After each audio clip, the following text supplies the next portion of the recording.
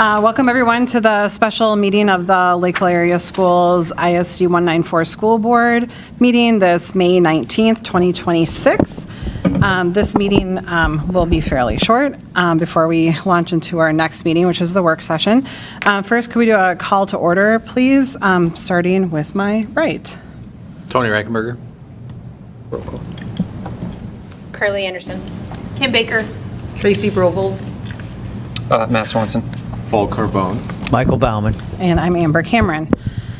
Before we vote on canvassing the results of the election from last week, we do want to publicly thank the entire team that it takes to run a special election, and specifically thank those who put in months of work ahead of Election Day.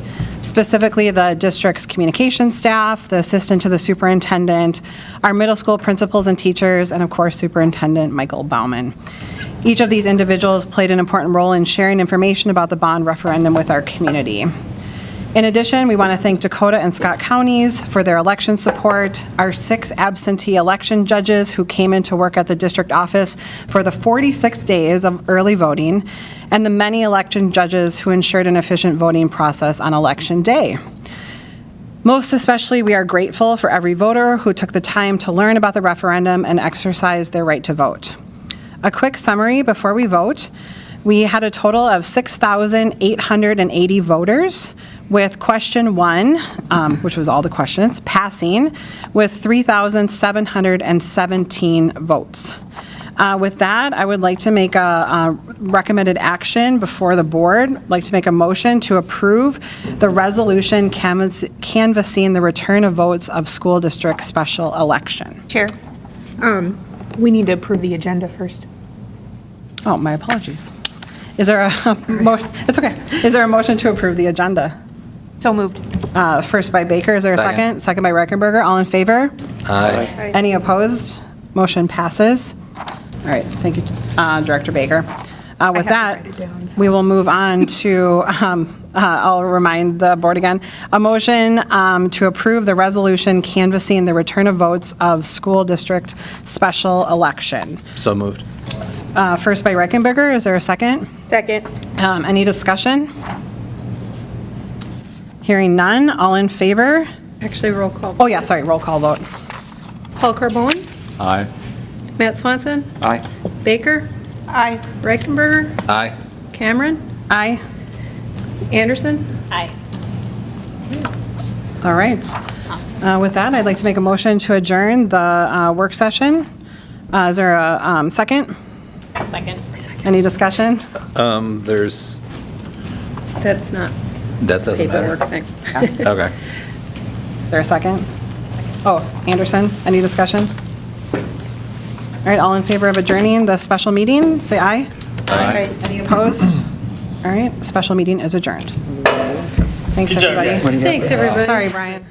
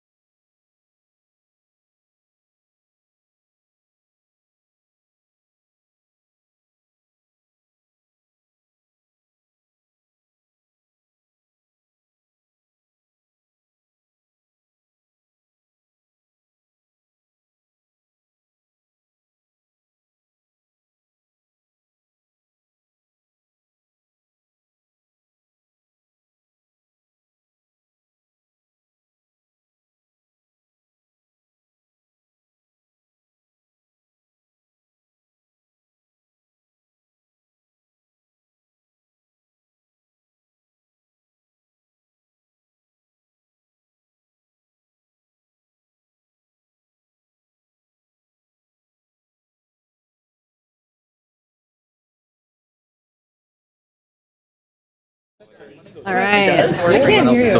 Welcome, everyone. All right, we are on air. We are live. Welcome, everyone, to the work session of the Lakeville Area Schools ISD 194 School Board this May 19th, 2026. We will start with roll call, starting to my right. Tony Reichenberger.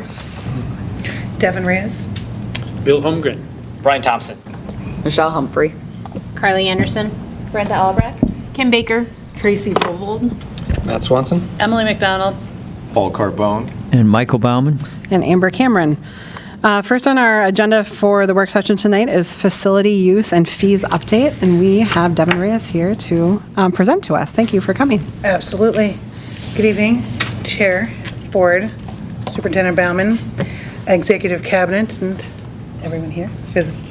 I am going to be here to talk about just annual facility use, how we are doing in Lakeville, and go over some very minor proposed changes. And we'll get right into it. I believe each of you does have the slide deck, and I'm not going to read every single line there. That was included in your board book. Yeah, okay. So on slide 1, just as an overview, we do have over 10,000 annual requests that come through, and that is not just within our district and within our community lines. That comes from anywhere, even as far as California and Florida, for companies that want to come into the Twin Cities and hold different functions. We work with more than 400 this year. We're up to 480 from the time when I did this presentation about a week and a half ago. An additional 30 groups have contacted us to work with them. So always moving, and it is a moving target, definitely. We do have a dedicated phone and email set up just for our facility use within Lakeville. So after hours, when school is done, you may have seen the posters, the laminated signs, and A-frames at all of our buildings that say if anyone has questions, has security questions or safety, has lost something, needs a staff person for any reason, they call that number, and someone is available whenever use is scheduled in the building 7 days a week, 365 days a year. So, we want to move on to slide 2. I can move to slide 2. Again, just more of a definition point. We won't go over every little detail, but in our district, we break it down from district-sponsored to non-district-sponsored, and the guidelines of how the priority is always going to be on district-sponsored use, as anything that falls under the liability, the ownership of what would ultimately be under the guise of Superintendent Bauman and you, of course, the board. Non-district is examples that we give for folks who may ask about why can't this group that is local be a part of district-sponsored items, is how are their funds allocated, who is making their decisions and making their bylaws, and if they are not within a district role that is defined again by the board, by the administration, then they would fall under that non-district umbrella. So if we move on to slide 3, again, another definition slide. We will get to the meat and potatoes of why I'm here, and which will be quick. But this classification slide, we did not change anything, nor are we proposing to change anything for this year. We still have 3 classifications for non-district groups. We have our local Class 1 users with the definitions broken down there. Class 2 is going to be like local nonprofit adult, because we do prioritize youth use in our buildings over adult requests as much as we can. And anything that's non-local, so if Burnsville or Bloomington, an association from there needed space and we had space available, they would be able to apply for a permit. And then class 3 would be anything that is for-profit, local or not local. So if I'm talking too quickly, please let me know. Extra caffeine today. Again, definition, lots of folks will end up asking, well, what's considered local? Because there is so many different gray areas. And local for us is anything that is within a primary address is based in Lakeville, ISD 194 district boundaries, and that the organization overseeing the event's insurance lists the group's primary address in Lakeville. And that does actually come up on a pretty much a daily basis with my team and I, with calls and inquiries that we get. So here we have, going into, for you guys, it is on slide 5, utilization by user group and type. And the type of report that we pulled pretty much is going to be able to show on the left is the chart for what our district uses overall versus all the non-district. This past year, it was 83.8% for district use. That is up from last year's 81.8%. So that means that at every single level, from secondary, middle, and elementary, there was more school functions that were created for whatever academic or extracurricular activities the schools themselves had. So that in turn does put a push on our local groups and any other user groups to get creative in how they request space, and then again how we allocate it out. The chart on the right breaks down when we talked about our non-district user groups, and those are the ones that do have a fee schedule that is applied. Again, our biggest group is our local youth, and that's class 1 at 90.6%. That's actually up almost 2 whole points from last year when it was 88%. So we've been working really hard to try and prioritize those things, even with that mass amount of requests that we get in. So, move on to the next slide. And this is going to talk about the revenue piece. We did keep Class 1 separate because last year there was a larger rental adjustment than there ever has been. And that's not something we try and hide behind. We know that that took place. That was a decision that administration and you, the board, gave that direction. We list it here intentionally, just so we can acknowledge that it's there. However, we also wanted to break down the custodial fees, our facility and auditorium staff fees, kitchen, and our application fees. Each of those combined did increase over the prior year, which was an intent, as Director Holmgren and I discuss on a regular basis, that we're not here to make a profit. We are here to try and get to closer net neutral costs, and we are on our way for what that looks like. So if we move on to the next slide. So costs and forecasting. So overall costs, we're at $837,380, and that covers all of what falls under facility use. Over the past year, that did expand from what prior years had had. We did have dedicated facility supervisors in our secondaries, Monday through Friday, from 30 minutes before bell until the last public person left the building of activity for the evening. That was for multiple reasons, but one of them was for liability, for a point person to be on site if there were any issues, any concerns, any safety, and also so that our other support teams in the building that had to get work done were able to focus on their jobs at hand and not be pulled to things. When there are large events, say for example, there's one of the high schools holds a large speech event, and there might be sporting contests for the high school in the gyms, but yet there's youth gymnastics and there's a whole bunch of things happening in the academic wing where they're renting classrooms. We forecast when we sit down as a team, and we will assign additional supervisors to those. As approved last year, if a group that's non-district happens to be in the building on one of those nights, we will charge them for a supervisor, just because if they have a group of 100 or more and it's a special event, we want to make sure they get the support, but that we're not going to just give them a staff person. There is going to be a cost with that. The cost for the custodial grounds listed is because of the joint powers agreement changes that went into effect that came to both city council and to you as a board. Effectively December 1, but we saw operations really take effect first in the spring. So the overall revenue for actual for 25 was $720,721, and our forecast as of today, with the reports pulled through May 9th from July 1 last year through June 30th, but it was pulled on May 9th, sorry.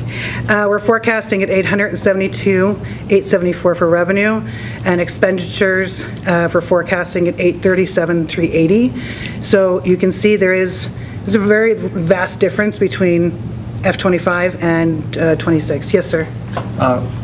What do you think led to the decrease of about $100,000 on expenditures year over year? Led to the decrease on expenditures for year over year? So you're looking at 935, going down to 837. So last year, how things were allocated for custodial and grounds, we worked to ensure that because of the changes that was made with my team, particularly moving out of community education and into the operations team, we wanted to make sure that how funds were allocated for custodial and grounds were true to what our team was that's not a word, the revenue that our team is bringing in.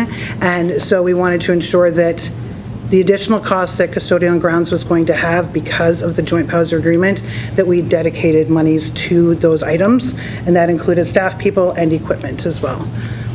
So are some of the expenditures that would have been listed on here now in a different category for the district? I would have to defer to Director Holmgren. Well, one thing we're seeing is we used to have a lot more custodial staff on hand, and now we don't have to do that anymore with the support from this team. So that cost has gone down. The custodians on hand in the buildings on a nightly basis. And that's most of the difference. They used to be supervisors on. Yeah, we used to pull the custodians to do everything. Right? And they weren't trained to do it. They need to do their own job. So, yeah, have a lot less hours in our custodians in the buildings.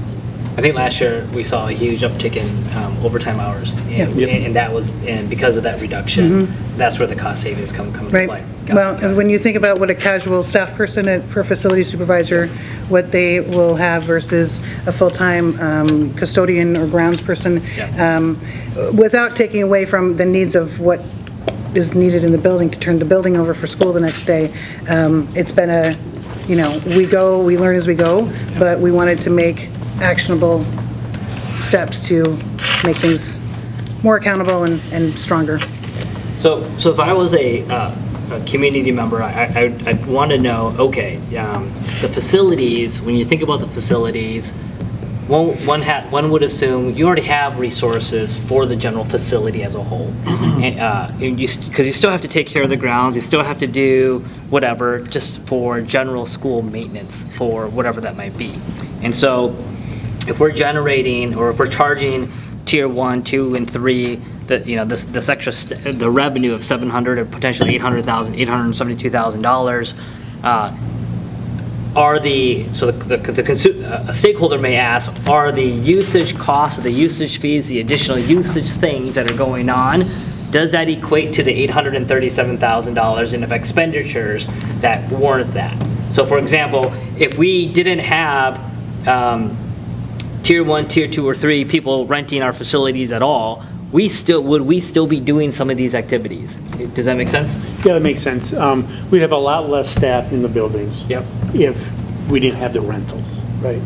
Another thing to remember too is if we didn't have the buildings full every night, we'd have huge costs that we would never have. Like we don't run the heat, we don't run the air conditioner, we don't run all the lighting in the building. So utility costs also, here we're still running everything where it's at, right? But if we didn't do it, that would be something that we So anytime we turn on the lights, have someone come and use our building, well, it costs us money. Yeah. And we don't want to be in a situation where we're taking funds from teaching staff to cover a group activity in the gym. And maybe this is for another conversation for another day. I'm just, from a P&L perspective, where do you delineate, where do you divide what's part of school operations and what's part of usage, rental operations? And you're right. I mean, if it costs money to keep the building open, keep the lights on for these events, one could argue those additional costs should really be attributed to or should be allocated to the user's expense. And so while I see a $837,000 expenditure bucket, is that really the actual cost? Or is it really $2 million? I mean, I'm just curious because there's a cost of running this at night versus if we didn't do any of this, would we be saving $1 million? You know what I mean? Yeah. So Can I add on to that because I think it relates? Okay. My question is similar to like the government has the mileage rate for your car, right? If you're going to drive somewhere, they reimburse you like 71 cents, right?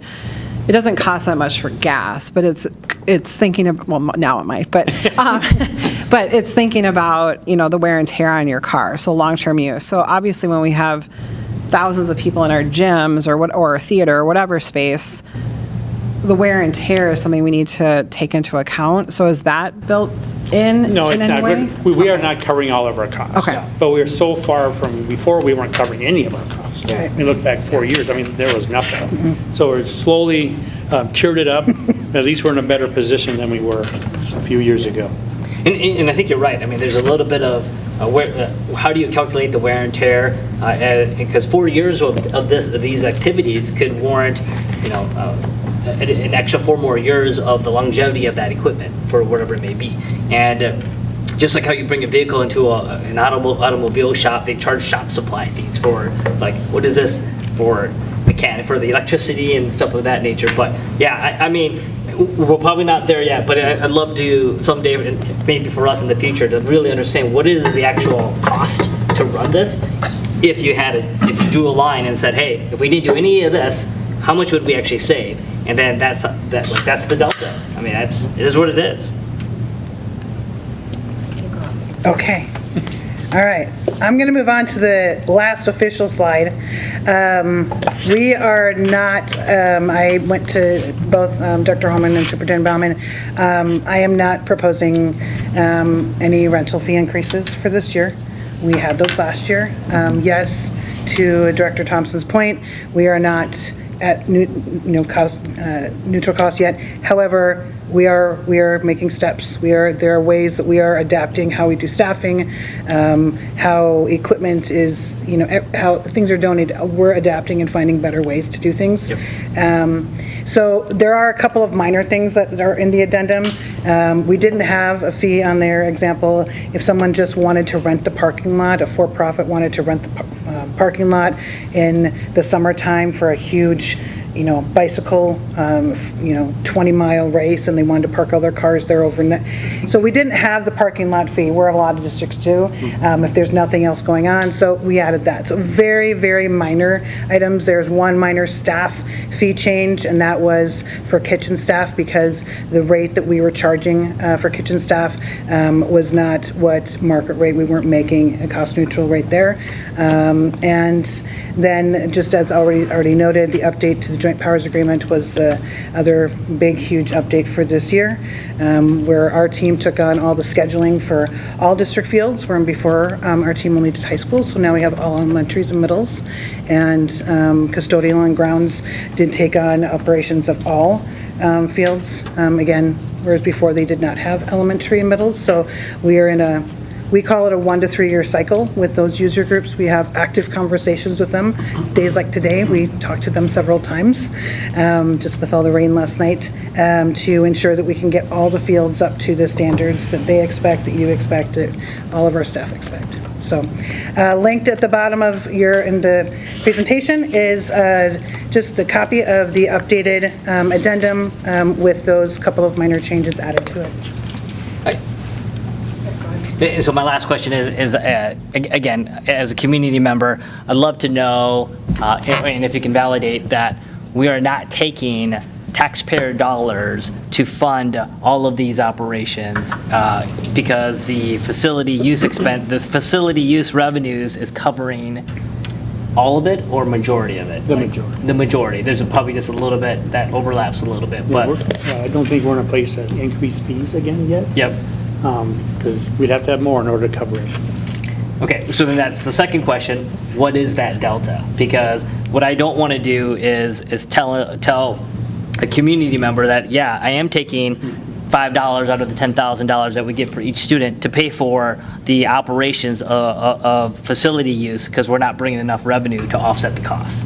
Like that doesn't make sense to me, because I'm taking money out of a classroom to make sure that a tier 1 person can use a gym after school.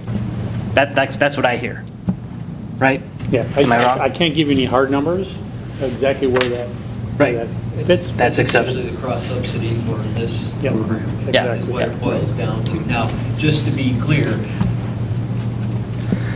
So we've had this discussion for years and years, Yep. and previous boards had exactly the opposite perspective on this. So I just want to make sure you understand, as administration, we've tried to get to that cost-neutral point, and that was direction by this board, and we believe that that is the right track to be on. But we also have relationships we're trying to maintain with our users, who are across our community, who are big supporters of our school district, and we don't want to antagonize that either. So I just want to say that Well, essentially, collectively. I mean, I think one thing we've heard in terms of the increase of fees that came for a lot of different activities is how that then goes to the families, right? So it's not that, I mean, it gets paid by our community in one way or another. And I think, I know we heard from one group where they were really trying to minimize the cost of their activity. It was supposed to be kind of a free activity, and when you basically increase these fees, then that goes to the families, and because they have to. And so, like you're saying, Michael, it's a cross subsidy in some ways that we're saying these activities are important for our community members, and how are we as a community supporting our kids so that they have things to do after school and before school.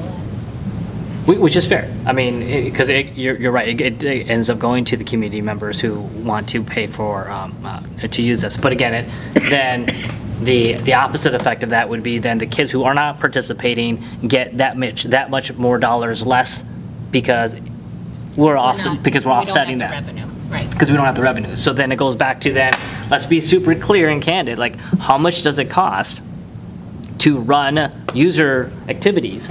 And let's just like, whether we agree or disagree, just align that and be transparent. We are in the hole $1 million, and accept that out of our $300 million operation, we are going to absorb $1 million for the extra costs, so that we can maintain the relationships in our community, and we think that that's worth it. And so that's the number we want to get to. While I'm fine with seeing the revenue of 720 and the expenditures of, the revenue forecast of 872 and the expenditures of 835.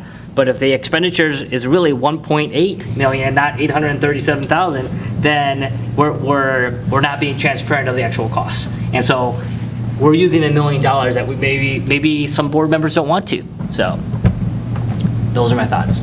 I agree, it would be helpful to know, not just, I mean, for what you're saying, and for us to, perhaps there are some creative options for building more revenue in some ways.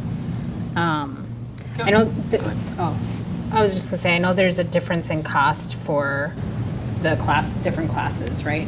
And is there any, I guess I see this and I'm wondering, are there opportunities for increasing usage that you see, or do we feel like, and this would be more increasing usage for the class 2, class 3, or are we kind of maxing out our facilities? Our facilities are maxed. We have people on wait lists in almost every building, almost, I would say, at least 9 months out of the year. An important thing to note is that, and I touched on it only very briefly, but 5 days a week and at least 9 months out of the year, 6 days a week, there's not just class 1, class 2, class 3 in the building, and that's it. We also have school district sponsored activities. There might be a concert, a play performance, there might be a high school activity. So now you have different avenues, whether it's an activities where they're paying for an activities fee, or it's a middle school choir concert that is a district sponsored that is now held on a Saturday afternoon or Sunday night. And there's a lot of different variables that go into how much does it actually cost after the bell rings on a Wednesday to run the building when 14 to 17 spaces or, buildings are being used.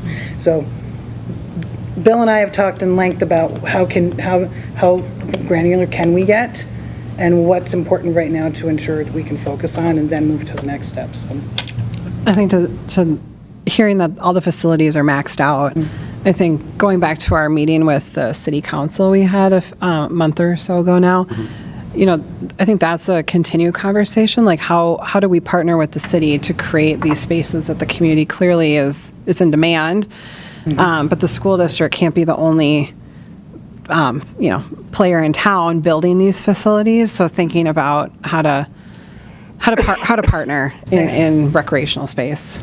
They could build a $50 million facility next year if they wanted to.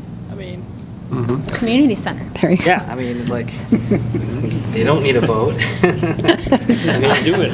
You can just go do it. Are there other Okay. questions or comments?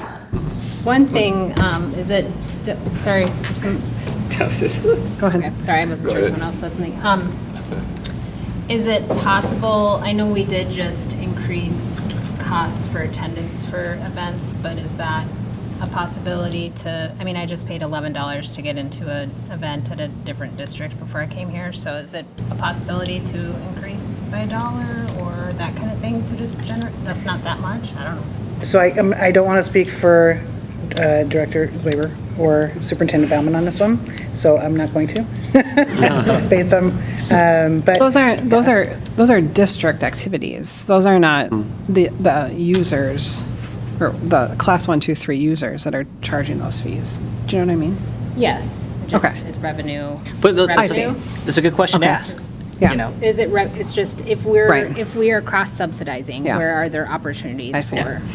Do you want to answer? I don't know. Well, I'll just say we certainly can consider that.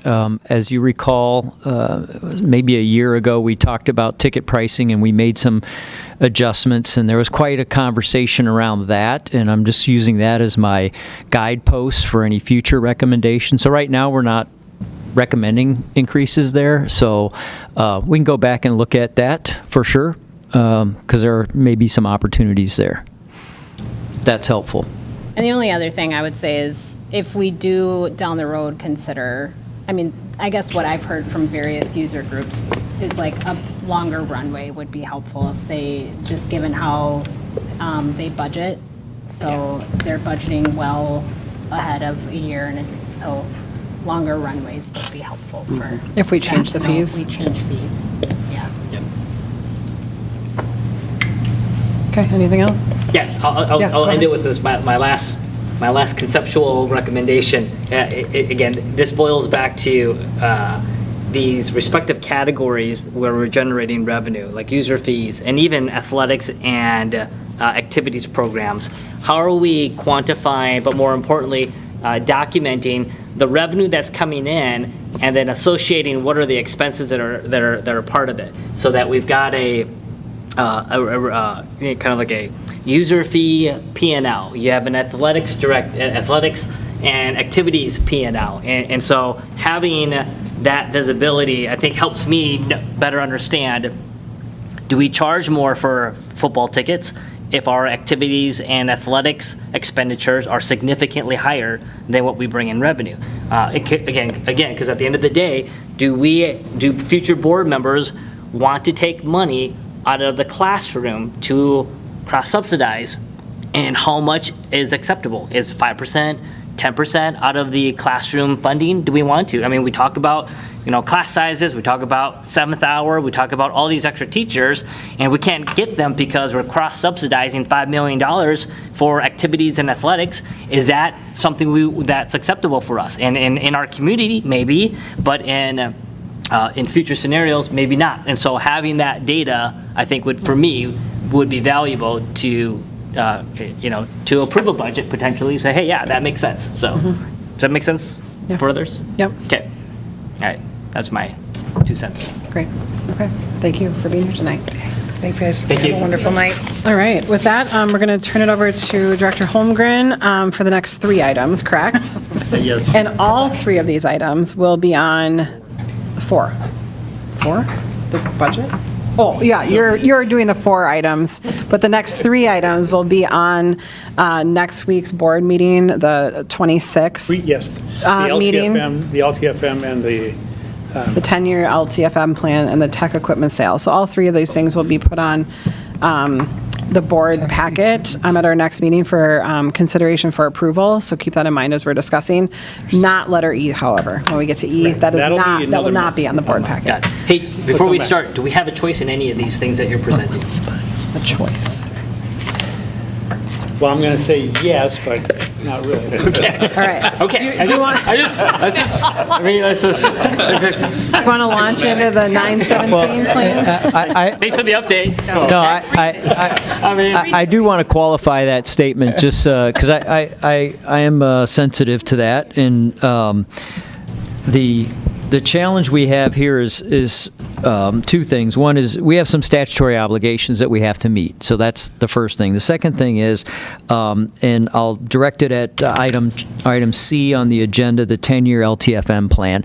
So that's iterative, and you always have inside of that 10 years, because we have to update that cyclically, you do have the full freedom to weigh in on that, but you're limited by the amount of money that we get in order to execute on that LTFM. So just want to qualify those statements by that, because obviously you charge administration to shape these things, and yes, we are looking for your input and guidance on that within the cycles of the modification windows that we have here. So if there is something with our 10-year LTFM, yeah, we want to hear it. We can execute on that.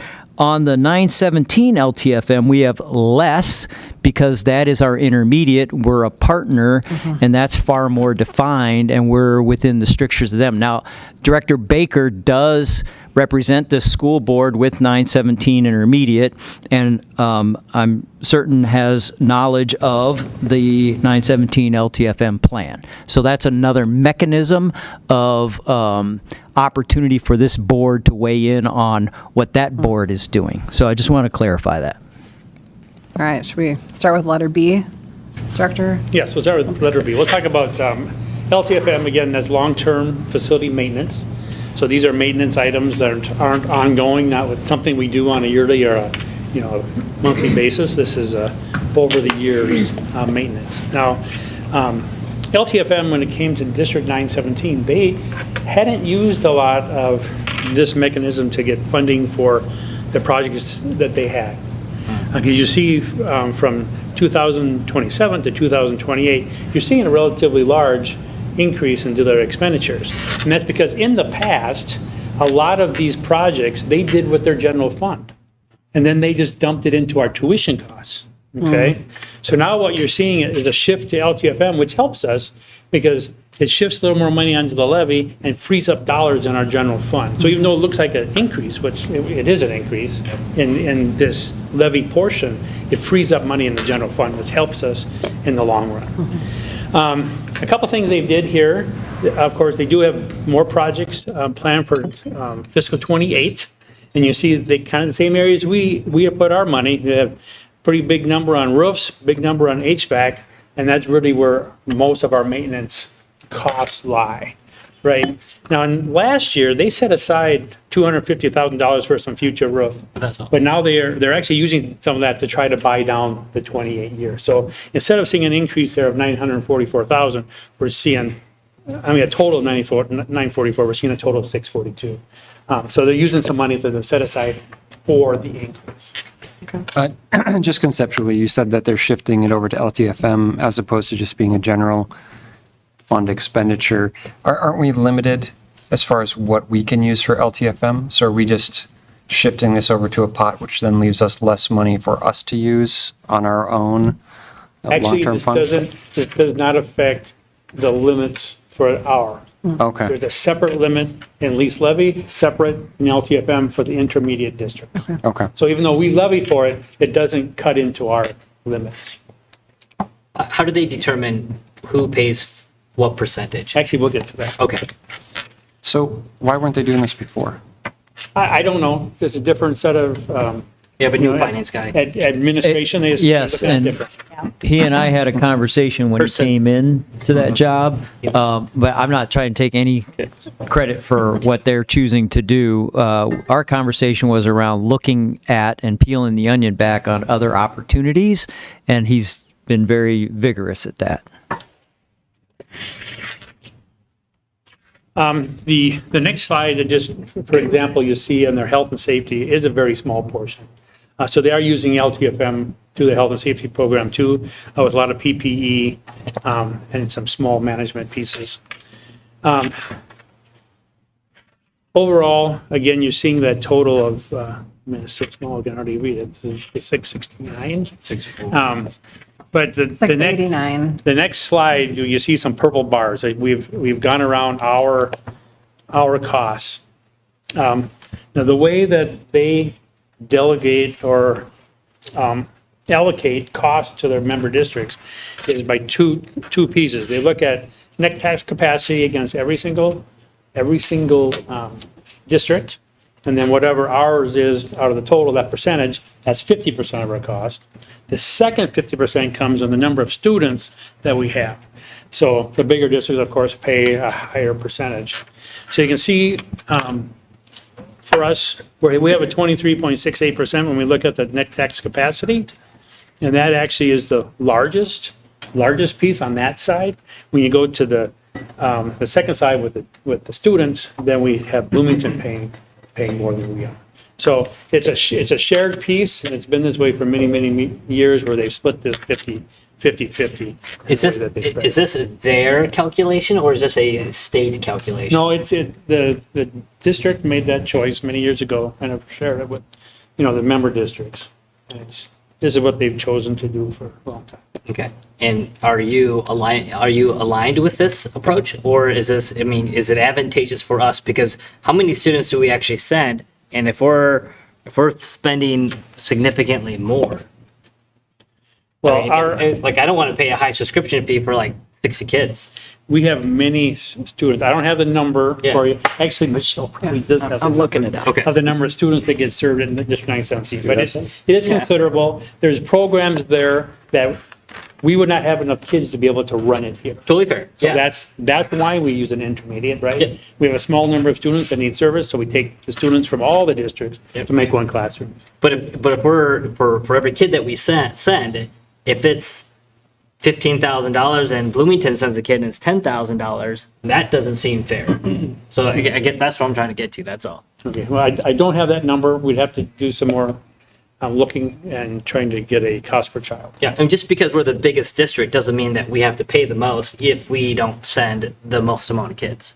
Didn't you say it has something to do with how many students you have? Yeah, half of the Half. cost is determined by how many students we have. Yep. This other half is how much net tax capacity we have. Yep. We currently have 82 students there. Got it. And then how many total students do they have there? Oh, I don't have that. Oh, I mean, Well, the other question to ask is wait list, and what you're pointing out, Director Thompson, is kind of a struggle that's gone on within the members, and I go to a superintendent meeting, I think we're quarterly these days, where this conversation's gone on. I would ask Director Baker, she's got a lot of experience with the board there, but there's been a lot of conversation around what's fair, what's not fair, and it's like anything else when you make a formula. Fair is applying the formula equally to all. So that has the predicate that the formula is properly derived. And I think that's where your question lies, is the formula properly derived? I think it's worked for us mostly. I wouldn't say it's perfect, but there's probably, the gen ed formula is probably not perfect either. So I don't know if Director Baker wants to say anything about it in particular, but because I'm sure you've had conversations on this, I think it's served us well. It's not been great, but it's served us well. I would imagine that the other intermediaries are using the same model. Yeah. So I think that's part of this too, is they have a coalition, right, amongst their I don't have any intermediates. issues with the Yeah. program itself, and I'm glad we have a pathway for our students that go do this and take and participate in. I think the question, again, if you're running a business, what's the cost of running your business? How many people can you actually fit in your facility and run it, and then like divide that by the number of students that you can have, and that's your cost, and plus a little bit of margin if you want to add on top of that. So, but if we're paying more of the cost, then again, that continues to like, hey, we're taking money out of our general fund, we're taking money out of our classrooms, when we're cross-subsidizing South St. Paul, Randolph, West St. Paul, Inver Grove Heights. Again, I'm not saying we can't do that, but it's a question we should be asking ourselves. Do we have the financial budget to offset everyone else's costs? So, Yeah. Director Baker, do you have anything to share? I think that there's a lot of things that go into the formula and also go into programming for students that go to a setting for facility. And when you think of 82 students, you think, oh, I can divide that pretty evenly and we should be able to absorb those students. That's not how it works. You're thinking about students that need 2 adults for 1 student. So that's very common in a setting 4. And so then they'll have like, those students need individual classrooms. So you may have 3 students that need 6 adults over all of those kids just to meet the needs that are there. So that would be what a setting 4 is doing in that type of capacity. And we really, like the last time that we had this discussion, we absorbed the PACES program back into our setting, and that was a big shift for us as a district. And we had a difficult time like staffing those programs. We still have a difficult time staffing those programs, and then having the space that you need to provide for that type of a population of students. The other thing that I just want to touch on briefly is the waiting lists. And I know that's really, really hard for districts. And 917 has been very purposeful and working to bring down the waiting list. But to bring down the waiting list, you have to, number 1, have space, and number 2, have staff. And so they are experiencing the same types of things as anybody else, is trying to find teachers to staff those classrooms. The other issue that you run into when you have a student that's all of a sudden like, hey, I have a student, I need you to put this student in a classroom. The way that you move students and how you move students into programs matters. And there are things that impact safety, that impact regulation with that student population. So for example, if I have a classroom of 3 students and I'm deciding I'm going to move a student from Lakeville into this classroom of 3 students because I've got to make space, I'm a setting 4, I have one dysregulated student that is now causing everyone in that classroom to be dysregulated at a very extreme rate because we already have higher needs than everybody else. It's a big deal. So when the Farmington district comes up to me and says, I need you to move this student into that classroom too, I really need to wait like 4 weeks before I move that student because I've got to let the staff and the students calm back down before I add a student in. So it's not like they want to say no to us. They also have to consider the safety of their staff and the students that they're already serving. But I think what Brian's getting at is, have we done the analysis to say, what's our total cost? Because we're just looking at LTFM right here. So that's just the maintenance of the buildings. But what's our total costs, for those 80 students? Or do we have 100 students that could be in there, but we have 20 on the wait list? And would it be more economical if we just provided the services here? You wouldn't be. we wouldn't, no. It wouldn't be. It would be. Number one, we don't have the staffing. space. We just did a levy to make more space. And I'm telling you that you may have 3 students that are in that classroom right now that would need 3 individual classrooms and 6 adults. Yeah. There's no way that we have the space to provide it. Yeah, well, and again, I'd say you'd have to look at the different factors like, okay, are we going to lease space, or use other space that we're currently dedicating to other things? So, I mean, it's an interesting question. I just want to look at their books. I think what might be. That's all. What? If it costs $1 million and we're paying 500,000 of it and we're sending 82 kids, but we're cross subsidizing 400, like that doesn't make sense. That's all I'm asking. I'm wondering if, I don't think this should be at one of our board meetings, but I think it'd be interesting if the intermediates, and I know there's many, but maybe the ones that are of the Twin Cities. Well, isn't there like? There's 4 intermediates, then there's multiple co-ops. Okay. Well, if the 4 intermediates did like a webinar for board members to just talk about the history, how they were formed, why they were formed, what Dr. I'm not saying we have to organize this, but I think with the board. I know intermediates well because I happen to have a spouse who worked in one for a decade, but it is a really unique thing and it's hard to understand all the programs that are offered. And And so I think that would be I don't know if MSBA could organize this, or, we can make a request, because I don't think it's just our board probably that's curious about what happens with intermediates and how they were formed.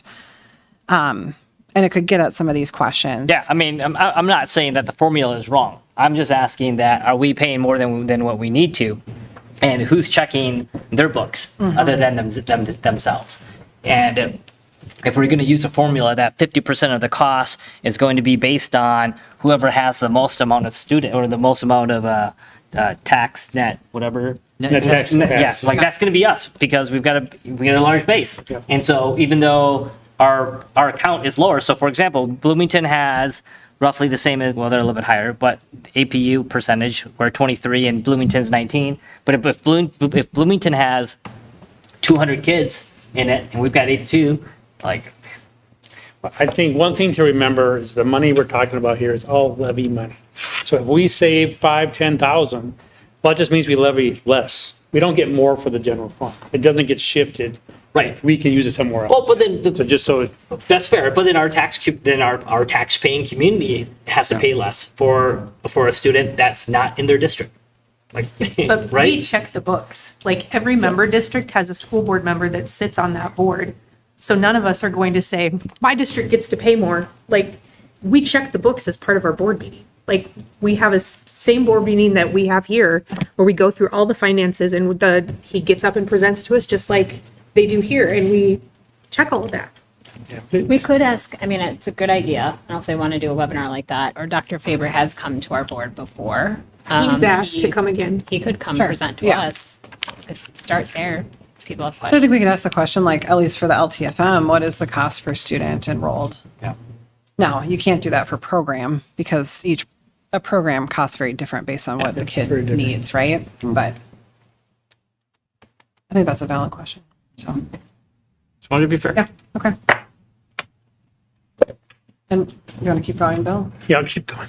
So, Just stop. I just want to touch on the other two pieces, just because they're part of our levy coming up. It's not something you have to take action on tonight, but when 917 sent the information out, we'll just touch on it. If we go to the leased building area, again, it's split, the costs are split up the same. You see that the lease is going up for them about $100,000 from the year before, and we're seeing there about a $40,000 increase in the overall building lease cost for the district. And when we look at safe schools, now safe schools, that is the same for every district. It's $15 per student in our district that we generate, we collect, and then we give it to 917. And every other district does the exact same thing. It's $15 per student for their safe school dollars, and then they're pushed on. So, Is this something we have to do? Like, is this a state statute? Again, we're paying more, again, because we have more kids. And versus whatever kids are, however many kids are going based on whatever school, that school should be paying for those kids. Does that make sense? Or am I well, not? this money is not used for programming. Okay, But it's for their, It's for their facilities. Yeah. It's for the safe pieces of their facilities.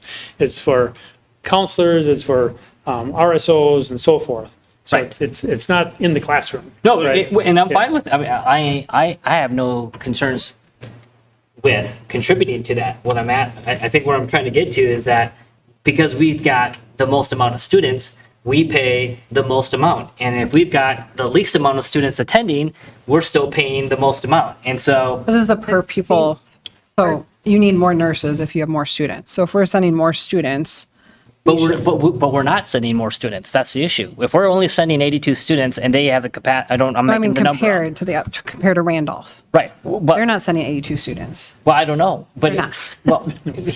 well, let's say Bloomington is sending more. And I don't know if they are or not. And I'm just making a number up. Let's say the capacity is 1,000 and we're sending 100 kids, right? Yeah, 82. And so if we're spending $15 per students that are enrolled in our school, right? That formula doesn't make sense to me because we're paying more for 917 for safe schools when we should be paying whatever the cost is for the 82.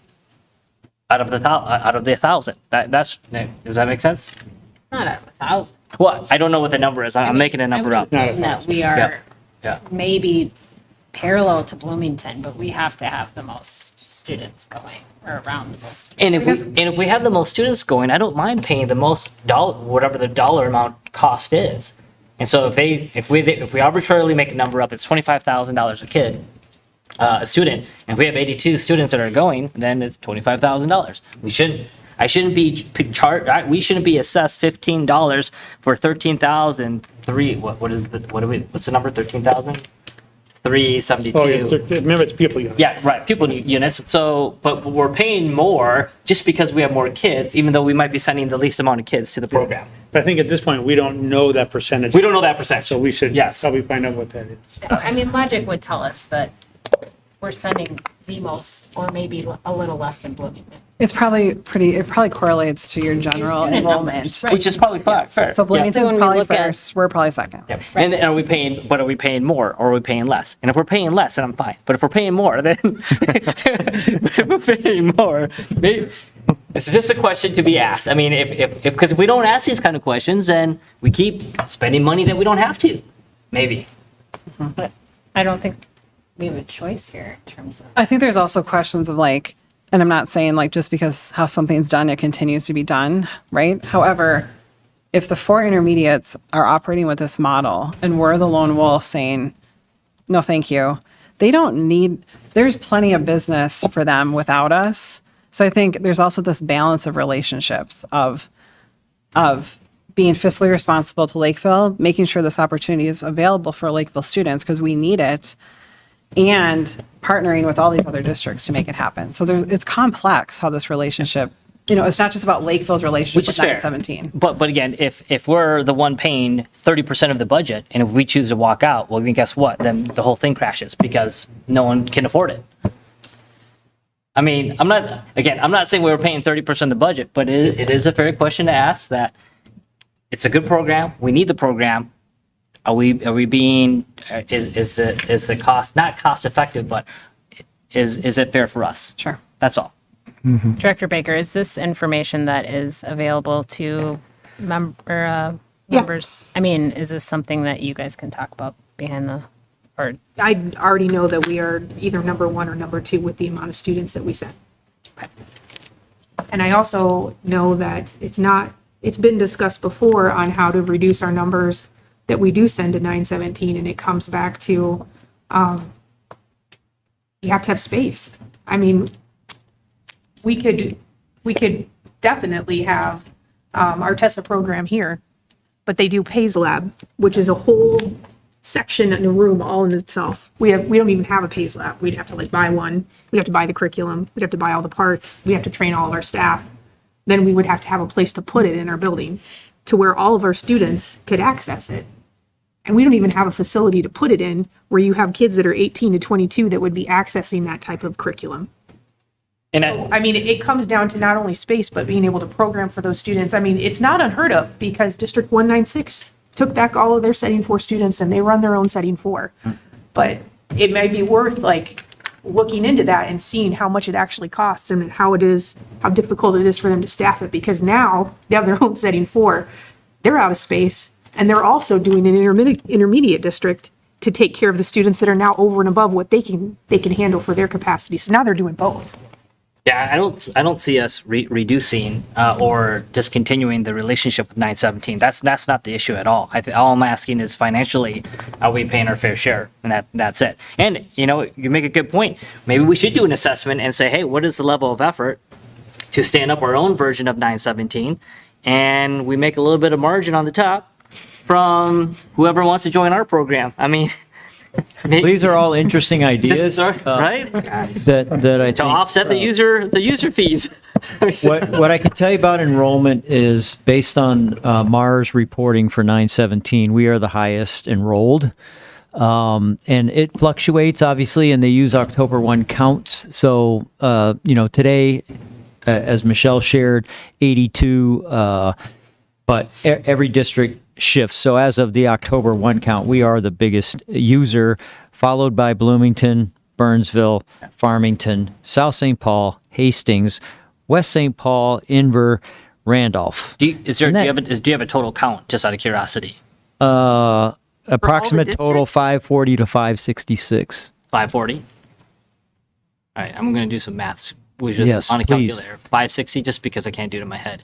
Yeah. So 82 out of 560 is 15%. So while we may be the highest, we just shared, we're the highest, and we have the most kids, which is great, but that's only 15%. So 85% is being used by everybody else. And so the question that I'm asking is that, are we paying 15% of the cost? And if we're not, then maybe we should have a conversation about that. Yeah, and we'll dig into that deeper. I mean, if it's 25% of the cost, then it's like, But I think the chair's point is probably something not to dismiss, and that is for intermediates, if we want to go out on our own, so to speak, because we don't want to fair share in the manner in which the formula is designed, or we can't get the formula modified, which I think would be maybe a more appropriate course of action. Going it alone means find a building, do the TI, lease it, and then find the staff and take on the burden of administering that as well. So I think those things have to be weighed against what you're getting for, say, 15%, and that your likely relative share for Lakeville might be high compared to, say, Randolph. But what's the trade-off that you're getting? And then we're a public entity, not a private entity. So we should steward appropriately, as you point out.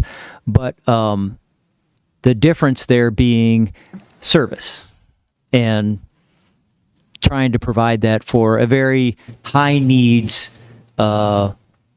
students in our community and families who are struggling with that challenge. So just want to make sure we're framing that appropriately. Great. But I think we have some questions to move forward to 917. Does that work, Director Thompson? yeah, I'm just, what's the percentage of Lakeville's share of their overall costs? And if it's, Of the LTFM specifically? well, of their entire operation, because if think, it's less yeah. than 15%, or if it's more than 15%, we should ask why. That's all. So for next meeting, we need to approve the 917 LTFM plan or consider approval. Yeah. So you want to know the student service No, percentage? I'm too? going to approve it because it has to get done. We don't have a choice.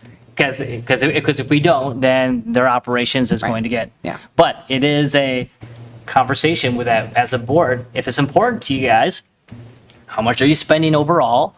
Are you okay spending 25% of the budget when only 15% of the population is your kids? And if you're okay with that, then that's on you, and that's fine. I'm just curious. Maybe it is 33%, 1/3. What if we are paying 1/3 of their entire operations, and we're only contributing, and we're only sending 15% of the kids? So I think it seems doable to find an answer to the LTFM percentage. All the programming cost, it depends on, our students that we're sending might be the highest need kids versus Randolph might be the lowest need. And so it can't be just a flat percentage. So I think for this purpose, we can, Director Baker, or is that not true? Well, the services that are provided through 917 are not just related to the students that we send, but also the service providers that we use from them. Yes. Because we don't have an audiologist on staff for any of our deaf, hard of hearing students, but they send someone over here to do that. Right. They also have a physical impairment teacher. We don't have one on staff. So any of our students that have physical impairment, they get their services through 917, even though they're attending our district. So it's not just the students that we send, it's the staff members that we utilize because they have a very specific skill set and we don't have enough students in our student body to have that person on staff. So I think it'd be more doable to find the percentage for LTFM and have it be more of an apples to apples comparison Oh, I'm fine versus without that all student information services. for the next meeting. Okay. Yep, but I think but the LTFM should be part of the broader financial P&L discussion of what's going on. Yeah. So, Okay, great. But if it's not important to you guys, that's fine. I mean, I only got one it's vote. questions. I mean, no one else I mean, has concerns. I think what this highlights for me, and I already mentioned this, is that starting on this board, we're given no information, not because of Lakeville, but by MSBA or anyone on what is an intermediate and who's a member and why were they. I think that's a kind of a foundational piece if you're a member of an intermediate. I know a lot of school districts aren't part of that, but I think that would be really helpful training to better understand the finance model, the services provided, and why these were created. So we can request that of our association. All right. Anything else on this bill? No, that's Okay. all I got. Would you like to move to our LTFM? Yeah, we'll talk plan? about our LTFM in a little while. Again, long-term facility maintenance, it's there to preserve our structural integrity of our school facilities, maintain an optimum environment that supports the needs of Lakeville students, staff, families today and in the future. It's important to know we can only use LTFM on district-owned buildings. So anything that we have leased, we cannot use these funds for. This building is a good example, right? It has to be attached to our building or site. So like I said before, if you take our building, you turn it upside down, everything that falls out, that's not LTFM, but anything that stays in it is LTFM. I can use LTFM dollars to, the boiler stayed in or the water heater stayed in, whatever. I can use LTFM to take care of that, But not like a chair. but not a chair. Furniture, we cannot. And that's always a frustration because we have furniture needs, but we cannot use these funds for furniture. And our capital dollars are very, very limited compared to what we have here. Of course, we're here to prevent further erosion of our facilities. And again, they're deferred maintenance. They're not routine maintenance items. And we can only restore like for like. So if something needs to be upgraded when we're fixing something, I can't use these dollars to do that. We can only replace the same thing. Okay. Matt? Not exact same, like similar, Well, yeah, like for projector. like if I have to change this carpet, it's not gonna be exact same carpet. No, but I right? mean like projector. You'd get the Projector is the not up an to date. LTFM item whatsoever. That's all technology. It's not eligible for LTFM, So even though it's screwed in. even though it's screwed in. They have these little these caveats, right? Just like in the auditoriums in the high schools, if the lights on the stage go out, I need new ones, I have to use capital dollars for that. But if a light goes out in the audience, I can change that fixture with LTFM. So who made those rules? I can't tell you. So, But if there's like update in materials in terms of what would be wisest to use, I don't know, most of. oh yeah, if we're gonna replace a door and there's a better door, we're gonna put a better door in, right? Like forever. But I can't put in a wall, I can't change the looks of a room. Sure. I But you can put in, Take out a wall and use these funds. you can put in a more efficient boiler system. Yes. Yes. Absolutely, good example, which we have done, Yeah. along with air handlers. Just the size of them have to be the same. The amount of air that runs through them has to be the same. That's so stupid. It's a lot of things to track. Would the football field be considered an LTFM? Actually, yes. And we have used LTFM. when we- And the football stadium, I mean, the scoreboards? Not the scoreboard. Not the scoreboards. No, no, no. Not The the turf. Just the turf. But not And the, the track. Bleachers. And the track. yes. Can't turn that. so not chairs, but bleachers. Yeah. Isn't that funny? Yeah. You should run a whole webinar on this. Chairs would be an upgrade, and it wouldn't be like for like because we Yeah. don't have chairs there now. That's true. Okay. So challenges that we see on a yearly basis with our LTFM, of course, is our aging buildings. Things just keep aging faster than we really can replace them. Scheduling is always hard. We can't delay critical repairs. A lot of times we're using these rooms or using a building, and we only have these 3 little months in the summer where we really do a lot of work in the summertime. Of course, another challenge is our rising costs. Construction costs are definitely inflating faster than inflation itself. So we get fewer repair projects done. We have growing backlog of things that we need to take care of. Of course, and then challenge is to balance competing needs with district sites. You know, each building wants their piece, what they want their piece fixed first, and we have to try to prioritize and do what we can do. But the needs will always outpace the funding that we have. Now, some examples in this plan going into next year. Crystal Lake Education Center. Again, this building is used very heavily, and it's used 12 months a year. So at first, we were looking at, lots of our buildings, we'll do it, and we'll phase it. We'll do a piece of the building, because we only get those 12 weeks in the summertime. We'll phase it 2 or 3 years and use pieces of the building. But in Crystal Lakes, because of their heavy use, we're gonna just take it down once, move the kids just for one summer, and then bring them back. So we're gonna replace all the interior surfaces. We got an oil tank, old oil tank outside that's gotta come out, that's gonna come out. The HVAC systems are being totally replaced. And of course, the front parking lot. If you've driven on that parking lot, it's pretty bad, and it's time to fix it up.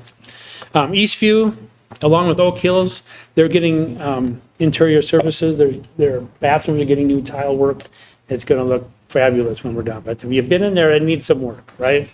And Kenwood Trail, let's actually talk about phasing. This is our 3rd year in Kenwood Trail, and we'll be finishing up the air handlers in that building. You had your AC in the fall, right? Yeah. Now HVAC. Okay. Now, in your packet, we did put some pictures in here, just to get an idea of how rough some of the stuff is looking. You know, our cabinets are delaminating. You look at the boiler rooms, we got corrosion. We have things that really need to, well, the building's built back in the 80s, right?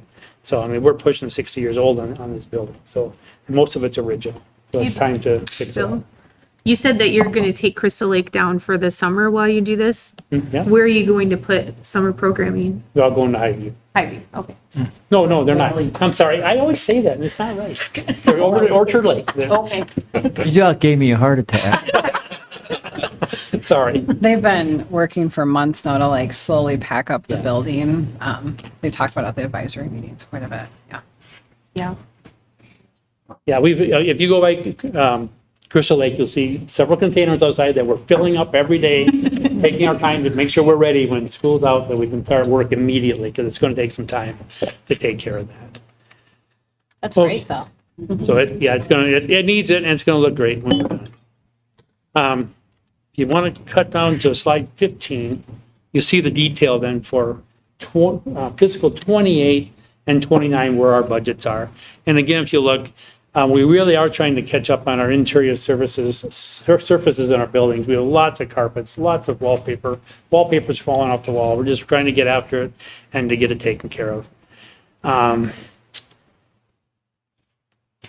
there some things in here that can be pushed back from the middle school and kind of do that as part of the middle school? I do. That's a very good example. We've been working with Wold as they're trying to put the plan together. So anything that we have in the near future that we are planning to do to these buildings, we're going to do it at the same time. So when these buildings are down, we're going to get it. So a good example is over at Kenwood. Next summer, we had their parking lot earmarked to take care of. So we're going to do it that summer, a year early, instead of having it under construction 2 years in advance. Okay, very good example. So in all three of those middle schools, we're going to be doing the same thing. So anything earmarked for them in the next couple of years will be done during that project. And so we normally, so I see this with the budget and just for other board members, do we normally spend about roughly $20 million every year? It's growing a little. We started, when we really concentrated on the LTFM about the time I got here. It's like, we have to do more, and the board at that time agreed to put more money into it. And as that has gone forward, the inflation has increased a little bit. So we're seeing 4 or 5% an increase on a yearly basis. So that's why you're seeing that change. So we're trying to buy the same amount on a yearly basis. Of course, every year that costs a little bit more. And is that why we have to get a loan or we do a bond for $20 million? Is it every 2 years or every year?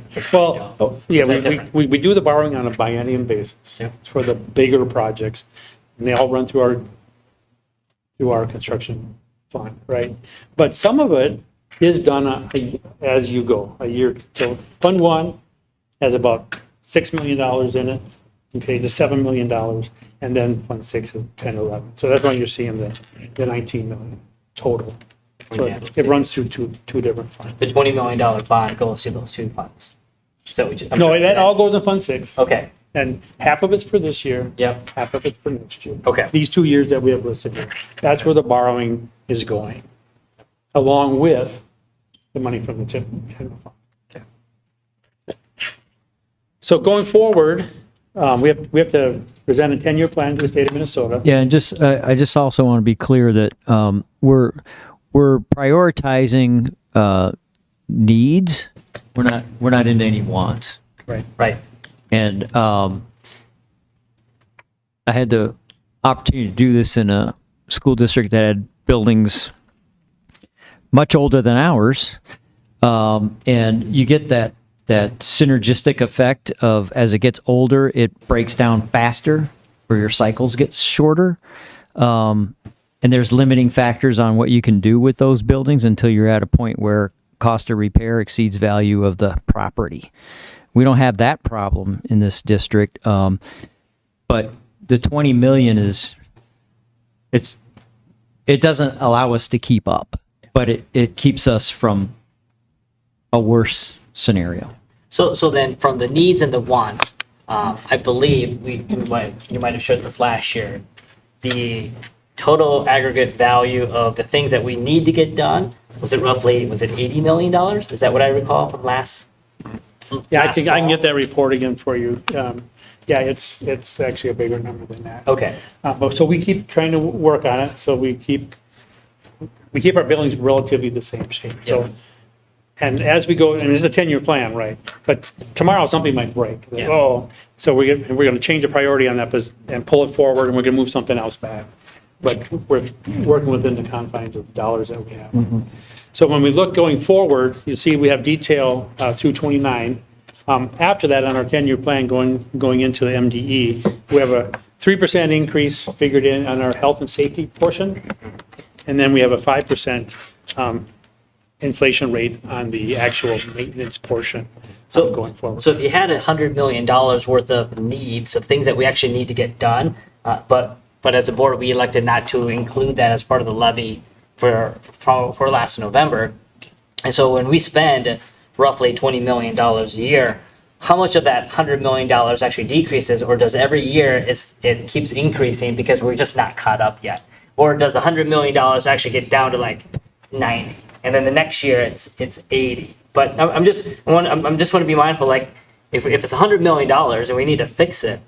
Now, and again, we elected not to include that in the levy, but is $20 million each year enough to actually take that $100 million down to like at a reasonable number? Okay. Or are we punting? Well, going Yeah, are forward, we punting? You know what I mean? Yeah. going forward, our plan is tried to be the same. So every year, it's going to be another $100 million. Okay? We're not bringing our need down, but it's not getting necessarily worse. But there are a lot of areas that we're not touching that we could touch, especially when we talk about our outside facilities for athletics, when we talk about, football fields, baseball fields, softball fields. Those things are the things that we're not touching. We don't have the money for that in this plan to do any upgrades, but to repair them so they were the same. But eventually the football fields get so bad that they will make it high on the priority list of the $100 million backlog of things that we need to fix, but we don't have the money to fix it. But we can only spend $20 million a year tops. Now, if we keep taking $20 million bonds every 2 years, half of it is eventually going to be interest payments, meaning that we're only going to be able to tackle $10 million a year. But that's, Remember, the interest rate running probably about 2% of what we pay. It's not half. but if we keep taking out loans every 2 years, eventually, 10 years from now, they're gonna catch up to us. So to the next board, they're gonna catch up to the next board. But okay, so $100 million worth of backlog needs that need to get fixed. We can do about $20 million every year, but the next year there's another $20 million worth of stuff we still need to do. So we need a $100 million levy. Is that what I'm hearing? It's the board's prerogative of how much money we spend. So we can spend more. The issue is it's going to touch your taxpayers. Yeah, we're not asking for that at this point, so let's not throw that too far out there. We have other needs as well that are related to students and staff in the buildings. So, yeah, let's Bill, thinking about, roll in. I think in line maybe with this is, what is our strategy to do minor repairs throughout the course of a year to prevent the need for like a all interior makeover at what, like, I hear that we need to do that in some buildings. My kids go to Oak Hills and perhaps there are areas. I think it looks, I mean, I still think it's a very presentable school, how it is right now. I'm not saying we don't need the repairs, but at what point do we, I guess, how do you prioritize, like, what things are, We sit down as a team. Is Bill still there? yeah, he's back there. Yeah, we sit down as a team and look at we prioritize what's there, but we have a 30-year plan. Yeah. Okay, these are the things we know are coming to the end of their life, okay? But when we get closer, it's like, well, we'll go another year, we'll not go another year. And we prioritize where those things fit, okay? So to fit within what we have. So it's actually kind of painful sometimes, knowing we need to do some things that we Yeah. just can't, it's gonna have to wait another year. Sure. Okay. And keeping the building safe, warm, cool, all that's first, Yeah. right? Like Yeah. Bill was talking, so Yeah.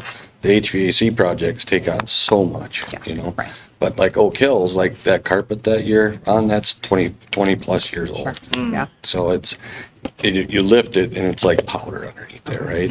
And then you got, the wallpaper stuff is not as bad there. Like at Lakeville South, for instance, where the guys are using staplers, right, to be putting that up now, just to hold it up. Okay. So, but we got to prioritize what's the most important. Sure. So we do like some short gap things, Yeah. DIY type things. is what I Exactly. would call them. And we're doing that all the time, Right, right? okay, yeah. And then, like, also to keep some of this equipment going, our maintenance staff has really been doing a good job keeping that rolling too. So like, say, we got, an HVAC unit that's 5 years overdue of when it was supposed to have an end of life, we're making it go that much farther. So that part, we do every day out there. Do we, Call that extended life. Yes. Yeah. do we have a savings account for this particular budget as well when you've got an emergency, or does that come out of the general fund? Well, a true emergency, yes, if we didn't have enough money in Fund 6, we would have to use Fund 1. But, yes, we have a fund balance that rolls in Fund 6.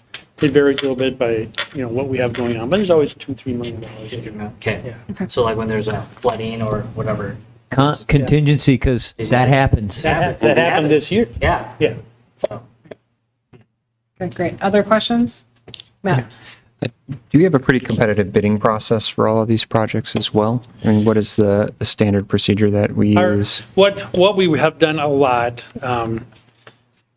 is cooperative purchasing. So we have different co-ops who go through a bidding process with the state of Minnesota. So different materials, we already have a bid price on it from the state of Minnesota. So that's where we go first, because we can control the quality of what we're putting in our buildings. Where otherwise, if we just go low bid, we're not getting the quality and we're replacing them sooner. But what you'll see though, when we do the large projects coming up here with the middle schools, you will see a big bid process. You'll be approving the bids coming forward. And so that's anything that's over $175,000. So a lot of this, there's some of these projects, and we have some big projects too, but lots of projects are under that. So we use that cooperative purchasing all the time and we get a good value for what we buy. So like longevity too, Matt, when we get that contractors in that do that, and then they stand behind it too. So then we have that part. So it works really well for us. So that process is more through the state. Do we ever venture out outside of that to like local Lakeville trades companies? We use, I guess, the smaller projects, we use local, actually, as much as we can. We want to use our local people. And if we're under that 175,000, we can go and get quotes, match up the quotes and go. And we do that all the time. I mean, we spend $20 million a year. We have we do a lot of quoting every day and a lot of issuing contracts. I mean, nothing against painting, but like painting's painting, and like, I don't know if you're right. Some of it's better than others. Fair. So, okay. Okay. Great. So this will come before the board also at the Yeah, next there'll be a meeting, right? resolution for you to pass on both of those, All right, thank you. okay? All right, moving to tech equipment sale. Yes. All right. The Bill show tonight. Nope, I'm jumping in on this one. Oh, you are? Oh, good. Oh, sorry, Pass Tracy. these around Yeah. quick. Bill's going to pass around a few documents for you, and I'll go through this, and Bill will add in as needed. So in alignment with some state statutes, we had to conduct a formal competitive bid process You don't have to state. to sell some of our surplus technology equipment. We just recently are doing a staff device refresh. We have a refresh cycle of every 4 years, and so we have a lease that we purchase our devices through, and it's a 4-year lease, and that's our refresh cycle. So every 4 years, we have devices on hand that we have to dispose of properly according to state statute. And state statute tells us that we have to go through a request for bid process. And so that's what we engaged in. And if you're following along on the first page, our process was that we put out a request for bid. We advertised this in the Sun This Week and the Dakota County Tribune. And all vendors submitted their sealed bids by Friday, April 24th. And on Friday, April 24th, we opened those bids with the tech team, some members of the tech team, and then we had business office people there as well. We opened those sealed bids and then looked at each one of those sealed bids based on the criteria that we set up. So part of the this document you have, it shows the public notice language that we used in the newspapers. And then it also shows the technology inventory that we included in the sale. You'll see that we had quite a few MacBook Airs and MacBook Pros, and then our 9th generation iPads, and then some Dell computers as well. So as a district, we received 8 total sealed bids that we looked through. And we evaluated those bids on multiple criteria. And one of the criteria outweighed the rest of the criteria, and that was the guaranteed purchase price of the vendor. So the vendors, when they give us a bid, they'll give us a guaranteed purchase price, but then they also, when they accept the devices, they will actually grade them. They'll give them a grade of A through D. And based on the grade of each one of those devices, we could actually end up getting more money than what that guaranteed vendor bid was. So the vendor that we selected is called Total Technology, and they gave us a guaranteed purchase price of $571,000. And again, it can certainly be higher than that, depending on how they grade our devices. They grade it based on the condition, if it's still working, if there are scratches, if there are stickers on them, those sorts of things. Inventory stickers or stickers that people just put on the devices because they have to go through and they have to remove those stickers. So we are recommending that you approve the device sale, and that at our next board meeting next week, this will be on the consent agenda to approve. The finance, the dollar amount that we get back goes back into our technology funds so that we could continue to pay for staff device lease. That helps support that. And then the Total Technology will actually sanitize all of the computers according to NIST standards. That's in the technology world. That's the highest level of security. And any devices that are resellable for them, they will actually recycle those in accordance with ISO standards. So our next steps are, once this is approved by you next week, then we would work with Total Technology to begin device collection and removal the week of June 22nd. So are there any questions? Yeah. Yeah, I mean, are we required to do this sealed bid process? We are according to state statute. Okay, so you can't just do like an open. No. And then my other question, I mean, I see that we have deductions under Exhibit A of the contract for missing items or issues with items. Do we have staff that are going through these different items to make sure that we're, you know, they're in as good of condition as we can put them in before we We do. deliver? As we are collecting the devices from staff and we're handing out the new devices, we are taking note of those pieces. And our staff is doing what they can to remove stickers or to do some of that work so that we can get the most value for those devices. Sure. Tracy, I don't know what page this is, but this buyback quote, is the 816,000 their estimate of what, after they grade them, what? It could be. Okay. Yes. But Yep. obviously, I see down here, it says the guarantee. Yes, So, yep. Okay. And that's what we looked at, the criteria was the guaranteed number, but we could get a lot more than what we anticipate. And yes, you've looked through the rest of the packet. On page 2, you'll see all the different vendors that put in a sealed bid and what their guaranteed price was. And then you'll see the contract from Total Technology. No, well, I've got lots of questions, but I'll try to narrow it down to like 3. The buyback process, that makes sense. I mean, for where I work at, we get new laptops every 3 years. It's just guaranteed, you just have to do it. Now, that's also because, you know, where I work, everybody's on their laptop 8 hours a day. But teachers are not on their laptops, I would assume, 8 hours a day. And so replacing laptops every 4 years seems maybe too frequent, maybe? I don't know. And there might be some where if it's a typing class, might make sense. But replacing a laptop every 3-4 years and based on how often they may or may not use it, that's a separate question. Well, the software update problem kicks in. 48 months is actually, you're at 36 private sector. Yep. And there's a reason for that. And it's all tied to how IT revs and how support works. We were at 60 months as a school district, and we figured out that that causes us that problem in particular.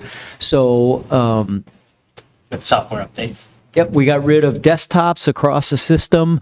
We're trying to be an enterprise operation, but be reasonable. And 48 months proved to be the sweet spot, but for that reason, not so much for the utilization reason. And software revs and with AI, I think it's going to accelerate. It's not going to decelerate. So just that's a perspective I want to make sure we're considering in this. That's Well, fair. and I want to correct too, that the teachers are on their laptops all day because the laptops connect to the smart boards where they're presenting the material to students. So regardless of them sitting in front of the computer is used to run the material all day long, so.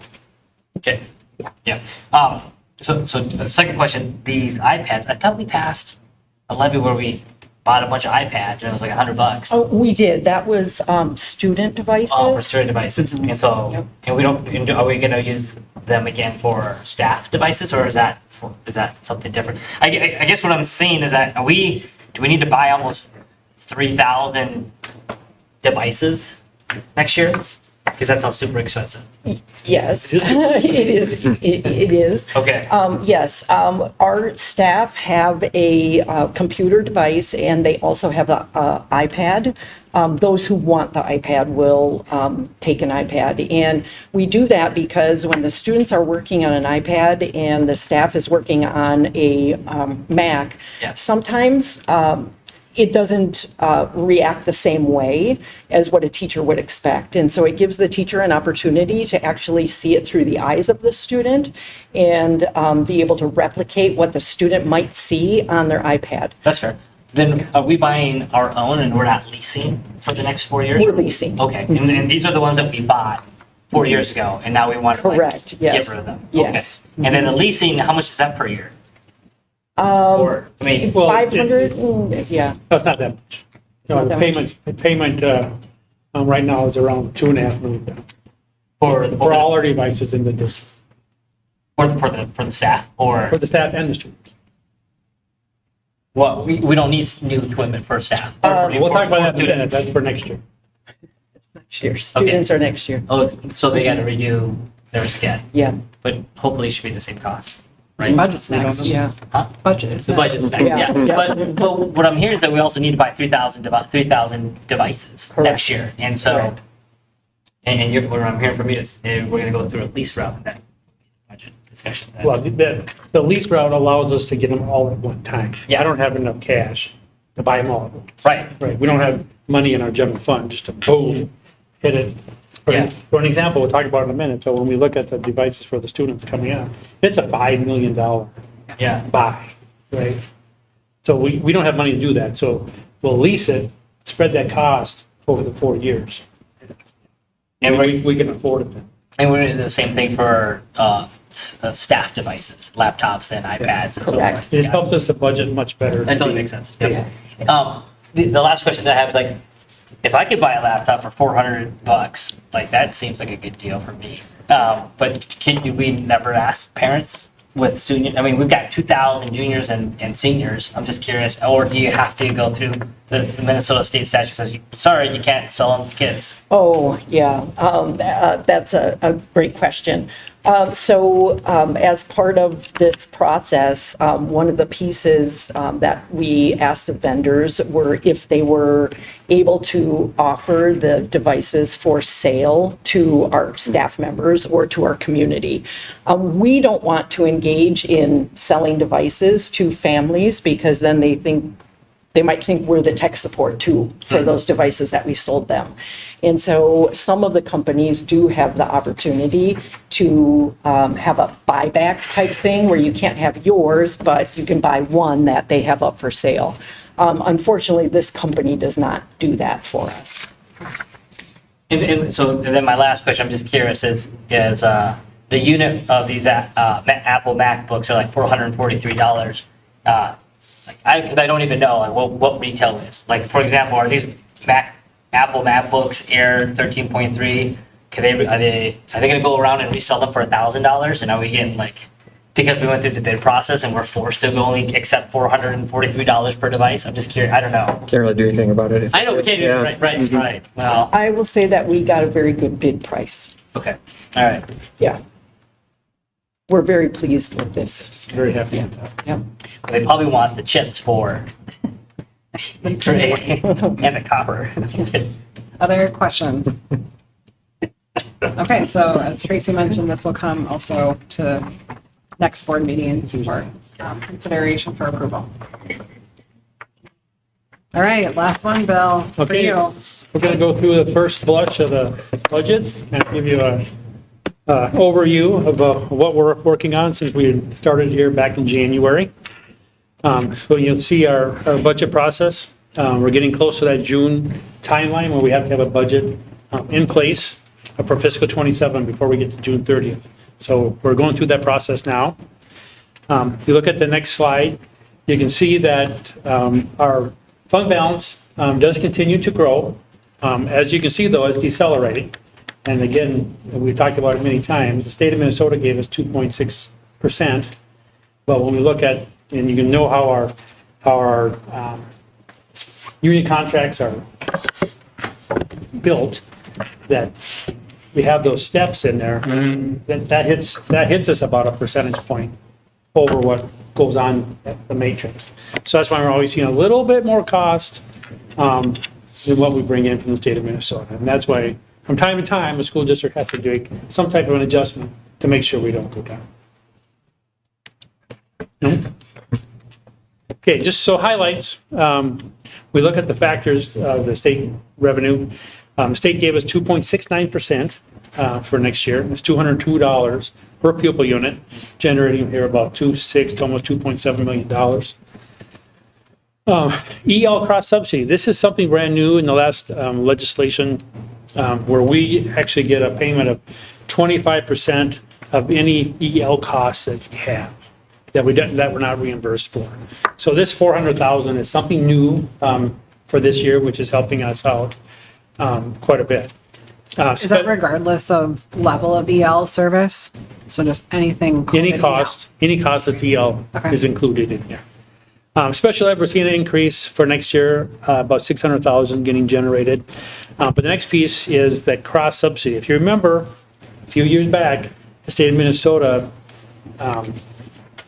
was trying to fix, or at least help fix, the cross subsidy, and they had moved that percentage of the cross subsidy up to 46%. And now this year, they're moving it to 50%. So you see that generates us about $1 million that we didn't have before. So that helping us out immensely, $1 million. So we're not, our cross subsidy has shrunken by $1 million. But then, of course, on the negative side, as you know, special ed transportation, state of Minnesota decided to give us 5% less. That's about a $400,000 change. If you remember the last few years, we had a grant from the state of Minnesota for MTSS that has ended. So that $125,000 is no longer a revenue item. Student support, money that we've been able to use for counselors and so forth, they actually pulled back some of that fund. So we're down about $50,000 in that area. Moving on to the next slide, just kind of a review of where our levy is for this coming year. And because last year, if you remember, we were, because of our shrinking enrollment and the adjustments we had to put in place, we were actually down about $2 million. So that's pushed back up here about 1.3, and that unassigned area really is our levy. So Bill, you said shrinking enrollment, so you got my attention. Okay, I shouldn't say shrinking. Thank you. I say slowing enrollment. We do have more students, it's just that we're not seeing that 2%, which we saw 3-4 years ago. But we were seeing 300 new students on a yearly basis. Now it's closer to about 100. Right, but that was on a predictive analysis Yeah. that we overstated, right? Well, when you're trying to predict enrollment, I mean, you have your history to look at. On the front side, we don't have anything. So we use a cohort survival method, which is, this is what's happening in the past, and we make some assumptions that it'll continue in the future. And our issue with the levy was, well, we are trying to project what those numbers are 2 years before we get the money, right? So then when we get to the time frame, well, now we're short the students, and then we got to give the money. That's exactly what's happened. So that's why tracking the actual on a very tight iterative basis is key and essential, especially when you're talking about levy. And you cannot overstate that number because there will be an adjustment. So at the city of Lakeville meeting, they said that they have roughly 650 units that they anticipate that they will approve this year. And it takes 6 to 9 months to build a home. And I believe the gentleman said that they were on track to do the same as they did last year. And so I'm curious, I believe the formula was like 1.3 students per household or something like that. Oh, yeah, in a single family. In a single family home. So that alone right there should put us closer towards, I can't do math, but like 900 kids? Well, I can do math. All right, and, that's 1,000 kids. and- So I'm like, where are they going? Well, so we have accounted for all the development data that Elko New Market, Credit River, and Lakeville have in the system. And we are, again, triangulating using 3 demographic methods and using our internal as the priority method because we have the history and not deviating from that. So if it's wrong, everybody can blame me but I've been right almost every single time. And I trust that, and it's not me, it's the staff internally has been right, and I have trusted that. And I would ask you to do the same. We will be close. As you know, we adjusted our number a year ago because I felt like it was overstated. And I think I'm right. And not because I'm arrogant, but because my staff did the deep dig and we did the triangulation of demography on this. So we're not shrinking, we are growing. We're going slower than I think this board was initially given numbers on. Yep. And for whatever reason, I'm not even going to get into that. I'm just going to tell you that if you don't have the development numbers from the sources, which is now we are building a database internal to this school system that will give us that data where we don't have to depend on others to get it and be even a level more accurate into perpetuity as long as we maintain that database. So that we don't have this problem and that we are the level of precision is, 3 or 4 orders of magnitude better than it's been in the past, because it's very difficult to get hit with adjustments on your levy because it doesn't happen in real time. It happens a year or two later. So if the city says that they've got 600 to 700 permits that they are going to approve this year for housing development, and if we're using a 1.3%, students coming into our district, but your projections from what I saw earlier, I think from last year, it's like only 100 kids are being added. That math doesn't make sense to me. So I'm just, you know what I mean? Because if they're adding 600 units of housing, and if we're going to, ballpark 1.3 students per housing, that's 900 students over the next 12 months when those houses get developed. And then if we're only projecting 100 and some odd kids going into this coming fall, seems we might be short. But I'm sure there's logic. What does short mean? Well, are we expecting more than 100 kids? Because we've got all these homes that are being built. That's the We issue. won't be financially short, so that's the first and most important thing. Our plan in terms of space for our kids, this levy was vital to that, and we have planned appropriately for the level of precision we're able to achieve here. We won't have a problem there. So I'm not sure what you mean by short. Well, what I mean by short is if we're projecting about 100, low 100s for this coming school year in the next 3 to 4 months, and with all the homes being built, are we really going to get 250 or 300 kids because of 600 units have been approved from the city of Lakeville? So we'll see that in enrollment. I'm sorry. No, it's okay. We'll see that in enrollment, and we track that like a hound dog. Because we have the systems in place to do that, and we're able to look at by class size or course how we're looking with regard to that. So that's not going to creep up on us. Got it. And there is no financial ramifications for us by having If we're lower under, projection versus correct. higher projection. If we're under, we're going to end up with more money. Yes, got it. Yeah.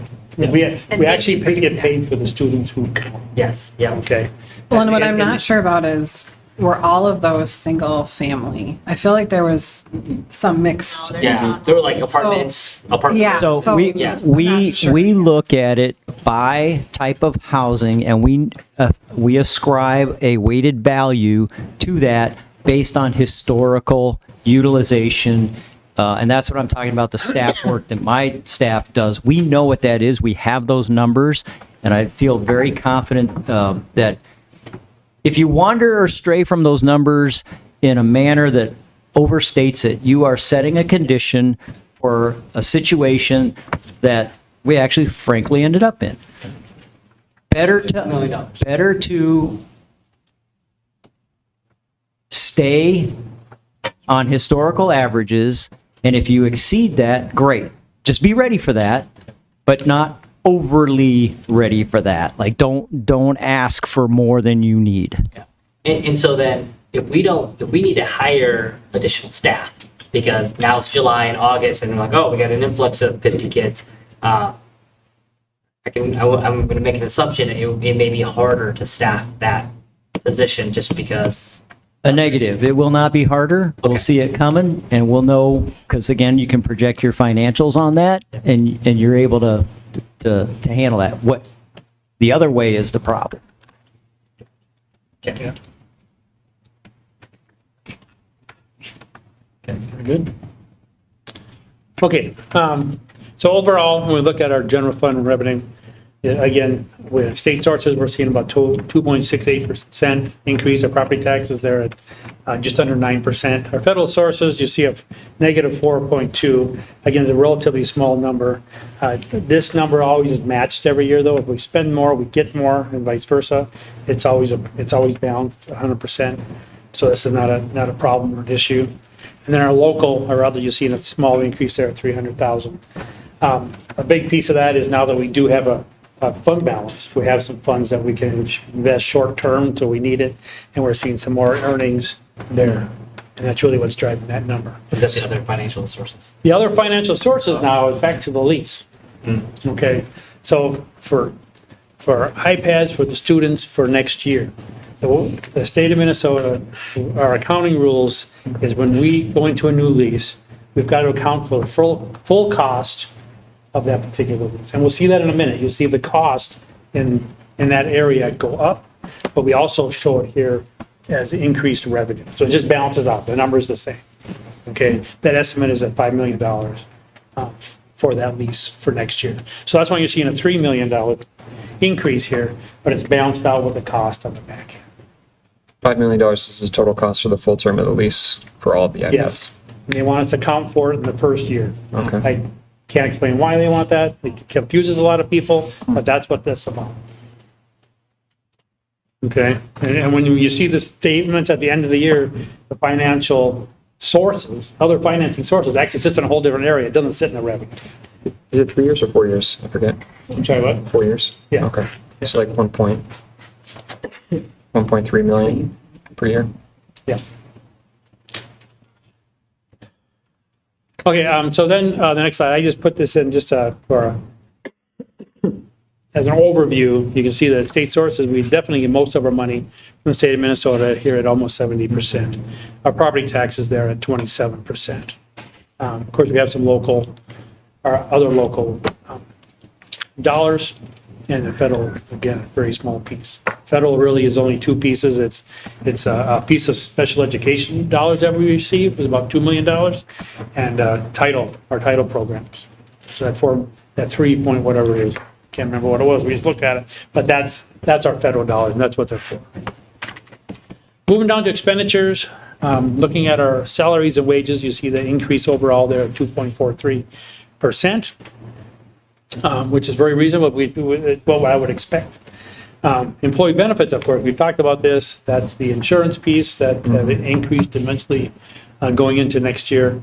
Where some of that is on our side, it's up toward 12% in some units and down around 10 in some others.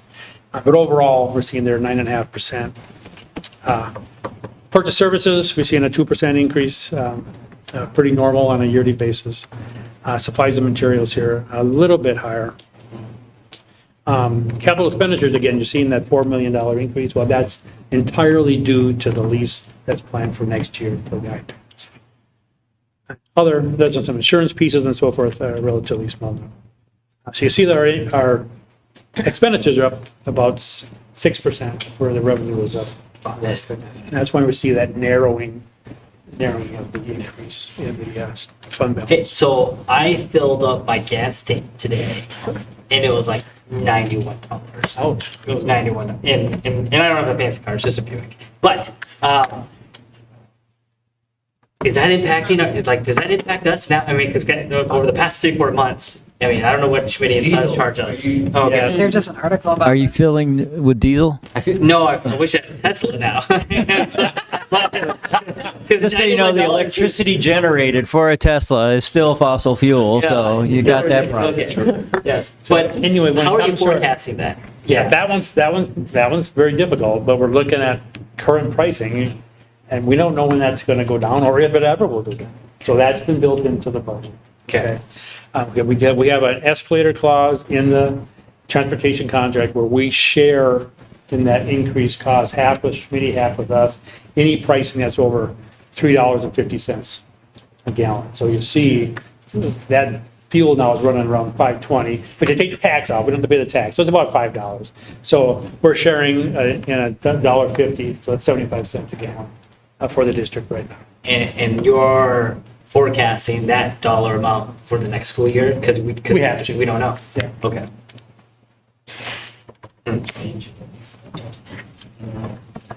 We need some things to get better out there, Yeah. I say.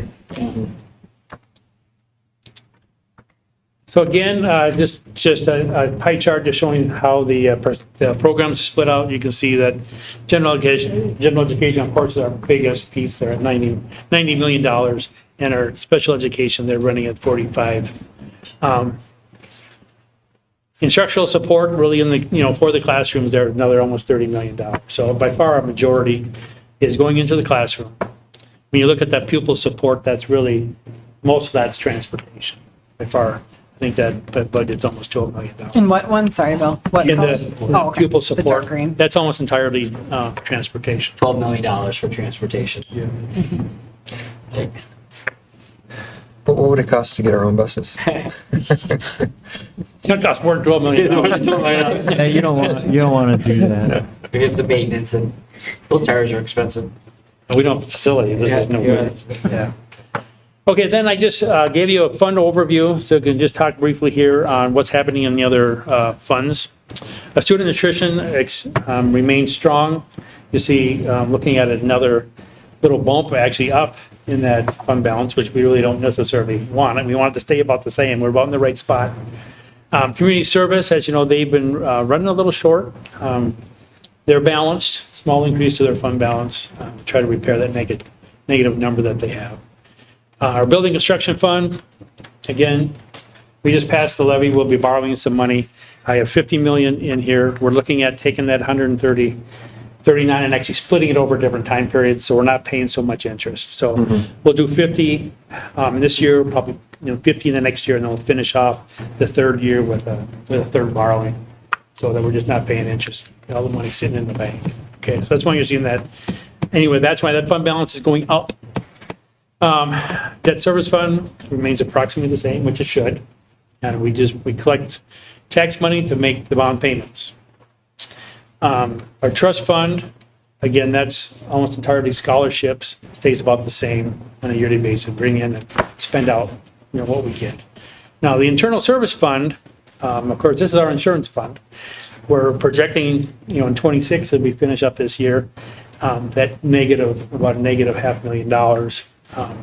Looking at what's happening in that fund right now, actually the revenue is performing a little better, and our expenditures are also a little bit better. So hopefully we won't see that. But of course, most of our Summertime. expenditures really hit in the summer. So we really don't know. Okay, but looking at going forward into 27, being a balanced budget that year, not seeing a big increase to fix it, but we'll continue to work on it. But we'll know a lot more here when we get to July on what's happening.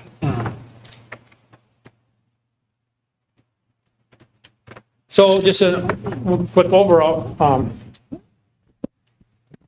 the district finance continue to improve. We're not moving as fast, but we're improving. We'll be now up over the bottom side of your policy at 7.5%. And we'll keep pushing to try to get up to that 10%. Certainly is the goal. We're projecting at this point of June 30th of 27 to be 8.8%. So I feel very good about that. But of course, it's subject to change, especially due to hiring. We're still hiring. We're not done.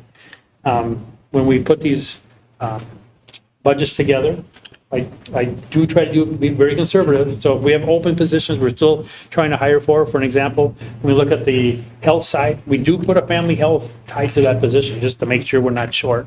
Because I'd rather come in a little lower for you at the end of the year than at the front end. So. Because if an employee chooses not to, then that's potential savings for us. Potential savings. Depending upon where the staff comes in at, that there's potential savings as well. Correct. Got it. So this would be, now, again, there's going to be scenarios where some staff are going to come in higher, so it's going to offset those that might come in a little bit lower. Correct. But it's got it. Okay. The savings, the amount that we have in our savings account, was it 15-ish or so, or something like that? Oh, yeah, and the unassigned. Yeah, You can see here, we have a projected fund balance next year of almost $28 million, but the unassigned is going to be, down around the 16, 17.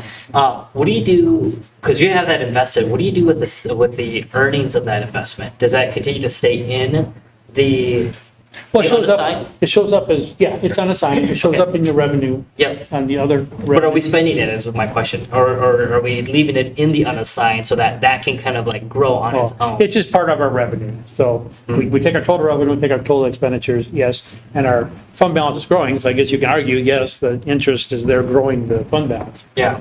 But it's everything. Everything put together. We don't take it apart. It's not dedicated in that fund. It's, Yeah. but aggregate, it impacts the fund in the end anyway. Yeah, yeah. I'm just almost like compounding savings until we get to the point where we need to get to, and like, don't touch it. But again, there's good at, Yeah. Okay. And like I say, it is Does it work growing. out that way? We do get a little more just because our fund balance is higher. Yeah. You know, and now we're getting interest rates 3.5%, 4% on a regular basis. We feel good about that with the market that's out there. Other questions or comments? So this will come back to us again. I'll bring it back to the next, we'll have the book in draft form for the next work session. So we'll go through more in detail Great. and then we'll approve at the end of June. Okay, perfect. Yeah, oh, Matt. Yeah, I had a question. So I believe it was last August, the board had requested the district to do a zero-based budget exercise, on various expense categories. I mean, where are we at with that? We did go through the process in certain programs. We had, certain programs were picked, like the administration, the district office area. There was technology. And teaching and learning, of course. And what we really learned is, as they brought forward the things they believed, well, I didn't say believe, they know they need, right? We know we need more things. When we looked at those costs, we can see where we have some places that we should invest some more money, but there was no place that we could take money out of our budget. So there was no way to beef that up. There's a little increase in teaching and learning, if you look in their area, but it's not huge, right? But we have some more curriculum that we have bought. So do we have, Planning to buy. Superintendent Baumann, you want so I mean, will there be reports produced to the board? I guess, just coming out from the, the levy push, the pushback we were receiving from certain people is like, well, the school district's just not using our funds wisely, And so it'd be nice to have something that we could say, well, look, here's how the funds are being used. We're analyzing this and to make sure that, every dollar is being used as it should and there's no excess here. What's that? Funding.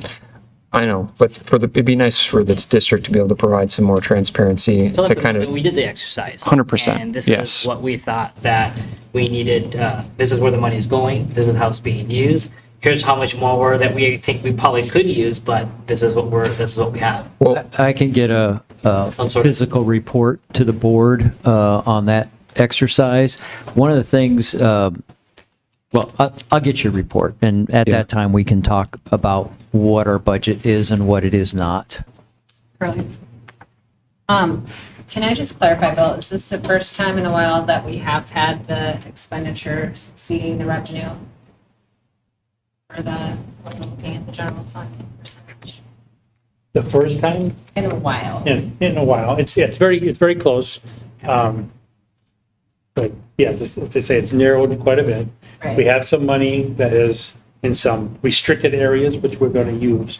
So that's why the unrestricted number is still going up a little bit. We're using some of the other funds.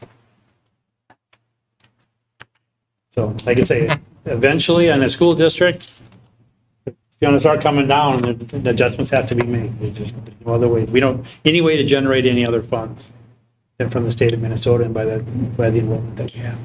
So there's nothing on the expenditure side.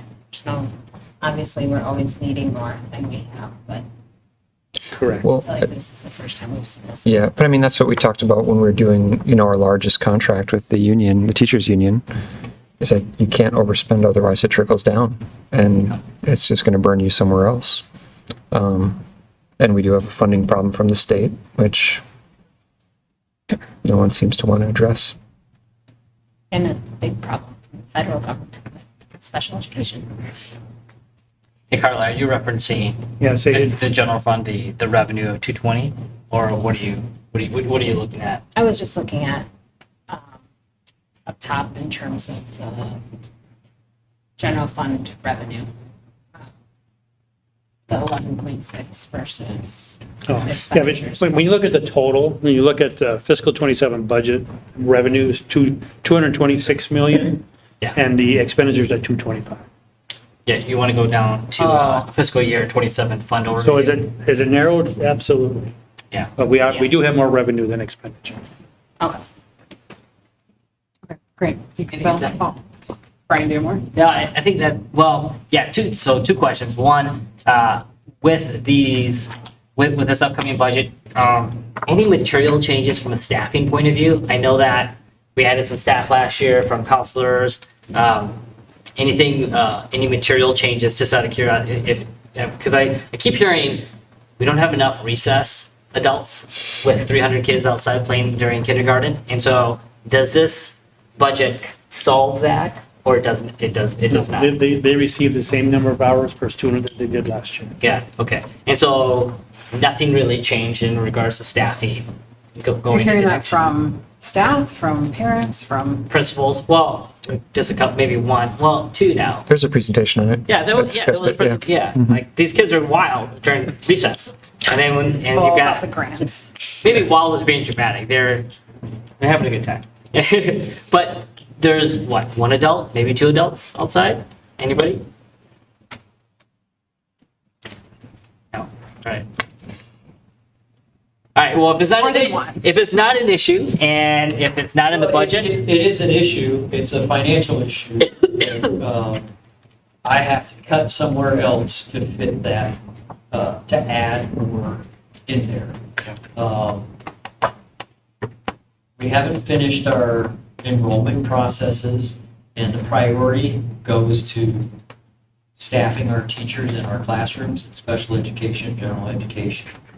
Does that mean down the road we can't potentially do something? My answer to that is, I'm always looking, but I'm always looking 10%, have to balance that. So, I think our board has also made very clear, like, some of these, the goals, right, around the data that we're looking at, around academic performance. That takes more resources than we have, right? So we can make a laundry list of probably hundreds of things that would be beneficial to invest in, but it seems like we've been very clear that we want to increase, this is a big priority. And so I think that's where most of the resources are going. So let the kids run wild at recess. right, and I don't think that's the issue. I think the issue is that they run wild and it takes them an entire class period to unwind, is what I'm hearing. Yeah, there are second and third order effects and impacts, and they do impact the academic environment, just like having, in some cases, behavioral issues in the classroom that, we hear complaints from parents about situations that occur that way too, and part of that's due to what you have in terms of staff and capability there too. So The cost of adding another recess person, and I don't know how much it is, and you aggregate that and say, oh, well, what is that impact for, what's the impact for the 500 elementary Yep. students coming back to class? And if they get an extra 20 to 30, if not 40 minutes of academic learning because they're back in that stage, or is it, I don't know. But I'll defer to you guys. If it's not on the list to add, then it's not on the list to I add. think there's many things, right? So I think that's like maybe a bigger conversation about priorities. And seventh hour, are we adding a seventh hour this fall? a negative. Guess we're not doing that. That's got a big budget price tag to it, but we do need to talk about that, and we are going to. The board, I think, was real clear about talking a strategy. Most of the conversation centered around future bonds for growth and basing that, and we also have talked a lot about a long-term academic strategy. So we are taking that to heart, and I think very soon here I will come to the board with here's our plan to address that concern by the board, and then that conversation I think starts to be had in a broader context for our school district. So it's not forgotten. We want to do it very deliberately and do that community-wide. And then my last comment, and it's not maybe, it's not budget related, or maybe it could be, Lakeville North had their prom last weekend, and my son had a chance to participate, he had some friends over, and there was good discussion, which is crazy, around all of the students saying, we need more academic seminar time. And they're like, we're fine if we got rid of wind time, we're fine if we got rid of cougar time. We need to be able to go to a class if we're falling behind. And so, while it doesn't impact the budget, but it's something to think about. I have a comment on that too, because it's something I've been watching quite a bit as far as our data goes from the past 14 years that our special ed numbers have continued to increase. If you go back to 2010, we were at 14%. Now we're sitting at around 18%. When I look at the staffing as far as our special ed numbers across the district, if I look back to 2022 and then kind of where we are right now, we're staffing about the same.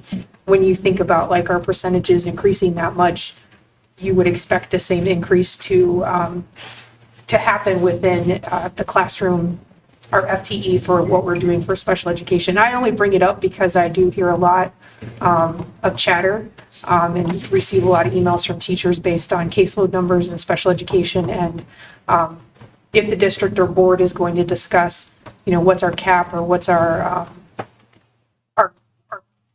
top dollar on some of those things. And I think about like, we do want to have more time for students that are falling behind. We do want to have, we want to see academic progress with all of our students, not just a certain population. And if we continue to increase our special ed population, but don't increase our FTE to make sure that we're providing those supports, then, statistically, we're not going to make progress in those areas. So just something to keep on the back burner there as we think about staffing. Michael, do you imagine like both of these points, which are important, will surface through the process that you're Yes, developing? absolutely. That's exactly what we're on. And I think that's, correct me if I'm wrong, Emily, but I think on our agenda next week, we're doing a special ed update. We are. So very timely, Director Baker. I keep the data. All right, should we move on to policy conversation? Okay, so we have two policies tonight to work through from our last meeting. We had the first reading. We'll start with policy 512, which is school-sponsored student publications and activities. Thank you, Principal Murphy, for joining us at this hour. Watching. I know there were a handful of questions from the board through that conversation. I don't know, Michael, if you want to start there, or what's the best plan of attack? Yeah, I want to start Okay, there. great. And I'll try to address the questions. I did ask Principal Murphy to come here, but we'll start with 512, and I'll have an overarching statement that based on so MSBA has made a recommendation with regard to this policy and the other one that we're going to talk about again today. And the context of that is these are policies that they recommended to us in our audit to have in our inventory of policies. So this one in particular, we don't have publications like we don't have journalists that are doing school newspapers, for example. And so while the policy recommendation by MSBA is legitimate and important, I also think it's important context to know that we aren't operating with that in our system right now, okay? So what types of activities fall under the policy? And it states it, I think, very clearly at the beginning, words to the effect of production of school-sponsored media and activities, while at the same time balancing the school district's role in supervising student publications and the operation of public schools. And I just shared with you, we don't have those publications, okay? And then it pertains to grades 6 through 12. So you're talking secondary in our school system. And I went through and looked at what do we have that would qualify in terms of a journalistic activity, and we don't have those either.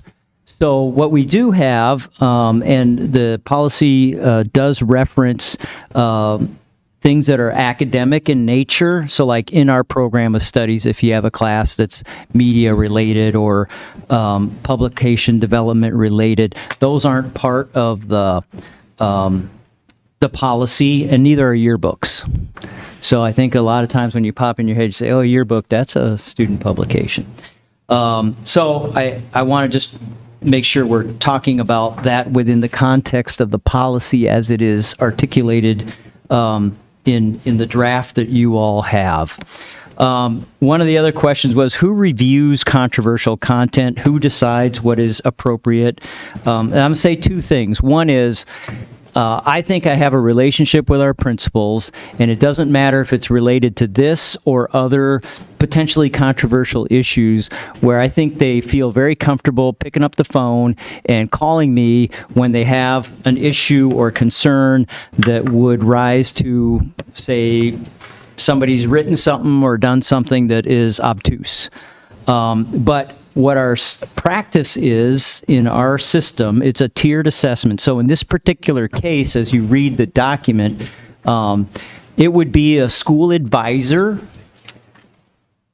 followed by the school principal, and I'm 100% sure that if there were an issue, the principal would elevate it to me, the superintendent. So there's not going to be some freelancing going on with regard to any kind of statements that might be provocative or outside of what is outlined in the policy. And I think the policy did lay out some very specific examples itemized in there. I'm not an attorney, but to me, that's very legal kind of language that we would want to obviously be enforcing, and that as a principal and a superintendent, we would be focused on that and would talk to attorneys if necessary. And of course, I would talk to the board chair as well. So I think that's kind of the chain of command or tiered response to escalating a situation that might or could develop. Who's designated as the student media advisor? Principals designate. Typically, it's a volunteer staff member, but it also could be associated with content where you have a, and maybe Principal Murphy can talk more about that process, but typically the principal is going to designate, and they're going to use the standard criteria that we use for clubs and those kinds of things, where we're trying to match a staff member, typically a teacher, with that. Are there rules and guidelines to make that determination? Well, it starts with judgment, but advisory position practices that we have long established in our school system. Qualified staff volunteer is the way I would describe that, and that individual is beholden to all of our policies as a staff member, and for sure the principals are, as am I. Is authority only at the teacher level? No. Again, I'll just say, if a advisor's having an issue, they're going to escalate to the principal, and I believe the principal will escalate to me, and I will make sure that there's a conversation at a minimum with the board chair, as I have always done. How do ISD 194 brand guidelines intersect with this policy, if at all? The keeper of the brand, so to speak, is District Communications Department. Now, we do have some challenges, and I've seen them evolve over time in this district, where, we used to have this apple with Lakeville Public Schools. Anybody remember that? Mm-hmm.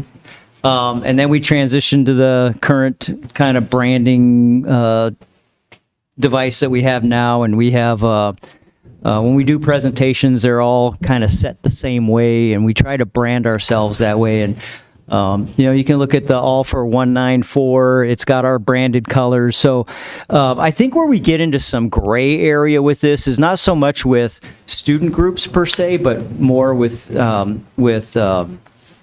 well, I guess with some student clubs and with some social media and with our boosters. And we want to have a good relationship with all those groups, but the keeper is district communications. And so I think the way I would articulate that is that our district branding, such as logos, can be used by student journalists, because that's what this is referring to in the draft document for Policy 512, at the discretion and with the permission of our communications director. And so that would be our method to kind of keep some command and control on that and represent our brand. And any student publication or media produced by a student journalist would be explicitly identified as such and not attributed to the district per se.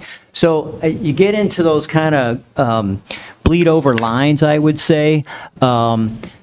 And I think if I were like a private company, I'd be really protective of my brand for all the obvious reasons of what can happen there. But as a school district, we represent students and we represent other groups that want to be associated with us, and we want to be permissive, but have positive control of that. So I think those were the questions that were shared with me, and hopefully those answers are at least an answer. Whether they're satisfying or not, I don't know. But I really think that the important thing to know and to focus in on is, and I have a sensitivity to this, is if there's controversial content, we do have a methodology to confront that and deal with it, that it does not omit the school board, but I have to work with the board chair, whoever that may be, in order to make sure that you are informed. But obviously, we want to work it at administration level as quickly as possible. And we do know, some things can blow up. Social media is a real thing. I feel like I've got some experience with it in this school district because social media has been around a while. And it's a challenge because the communication outpaces any decision cycle that you have, because you're reacting in a lot of cases to something somebody did or said, whether it's through a journalistic process or the more wild, wild west that social media presents to you. And we've refined our ability to deal with it as an administration over the years, but by no means are we perfect. I think the important thing is that the lines of communication and my approachability is as open as possible to support our principals and to support our staff in the buildings when situations do arise. So I will. Before we get into continued conversation, thank you for that, Superintendent Bauman and Principal Murphy. If you have things to add, obviously, please jump in. I think our understanding from our conversation with Terry from MSBA was that this is a required policy. We need to address the missing required policies required by state statute as soon as possible. As I read this, Is it required? I didn't think it was required. I believe this one is a required policy. Yeah, mandatory policy. Got it. That when I read it again the second time after our meeting, it deeply emphasizes students' First Amendment rights. Like, that's what this policy is really about, is protecting students' First Amendment rights. And so I want to be cognizant of that. Given that, like, do either superintendent with the cabinet or the principals, do you feel like this version is correct, or would you make any alterations to it at this time, given our current usage of this, of publications? No, we've reviewed, neighboring districts also have reviewed this within the last year or so, and it looks very much in alignment with theirs. So I think, Superintendent Bauman did an excellent job describing this. Those questions, I think, is exactly what we've discussed, and the policy supports that. So I'm comfortable with it. All right, Matt, did you have your hand up first? Or, Yeah. and then Paul? Sorry, and It is, it's 121A.80 that says we have to have a policy on this subject, or similar to what the statute says. Could you just clarify again, Superintendent Bauman, what this actually applies to? Because I wonder if we're almost like too broad for our needs. Because you said yearbooks? Yearbooks, journalism? No, that's excluded. That's what's Okay. excluded. It's really about, I mean, when I read through it and I try to think of what it is that it's focused on, it's on just what the board chair said, the First Amendment rights of a student who's doing journalistic functions. And, to me, I go back to school papers, or whether that's an online school paper or a printed school paper. That's the only thing I can look at and say, okay, that would be, but we don't have that. So do we need this length of a policy where we just say, we have a 512 policy, but like we don't use we don't do anything? Well, what I would say is, so that's today, and tomorrow could be different. Yeah. And so, because it's mandated, I would say we do, and we want to be comprehensive, and we want to be, I think we have 2 attorneys sitting here at the table. We want to be thorough and make sure that we are covered in anything that we would do in the future. Paul? Yeah, please. And if I recall the conversation last time, and Michael, you're right, it wasn't about a newspaper, it wasn't about a publication type thing, but I think there was a radio or a podcast or something at South. Was that true, Sean? Yeah, there's the broadcast media course that we teach. The students do like a reporting news station show that they show during our advisory period, Cougar Time, once a month. And it's just, stories. They might do a story on the girls basketball team, Right. interview some athletes, the coach, et cetera, how the season's going. Or they might do a story on questioning me about the length of a lunch period. And the need for a longer lunch period or something such as that. So yes, there is a TV broadcast that we do in our class at Lakeville South. Yeah. Thank you. Yeah. And then I think the conversation went into, those kinds of things are very benign. But I thought the conversation went into, there is free speech, of course, but in the corporations I worked for, and I think some other people might verify this, you had free speech, but what you couldn't do is use the brand equity or the community goodwill of the particular company, and let's say it's the school district instead of a company, to bring forward a point. And the best example of that is political. Whether you're left, right, or in the middle, what if there was a podcast where it's presidential year and somebody from one side or the other is using the school brand and community goodwill to pitch a candidate? Do we argue that that's free speech, or do we argue that there should be parameters about how you can use the school as a platform to get your personal opinion across? And I think that's where we were looking at, should we have some boundaries in the policy for things like that? Now I know the principals will keep on top of that. Still, should there be parameters inside that policy? Mm-hmm. So in the policy here, Superintendent, in the guidelines, I think on the second page, letter A, this is where I think it really hit me what this policy is really about. And it's what you said, Paul, the Right. First Amendment rights. It says freedom of speech includes freedom to express political viewpoints. So that is explicitly stated as protected in this policy.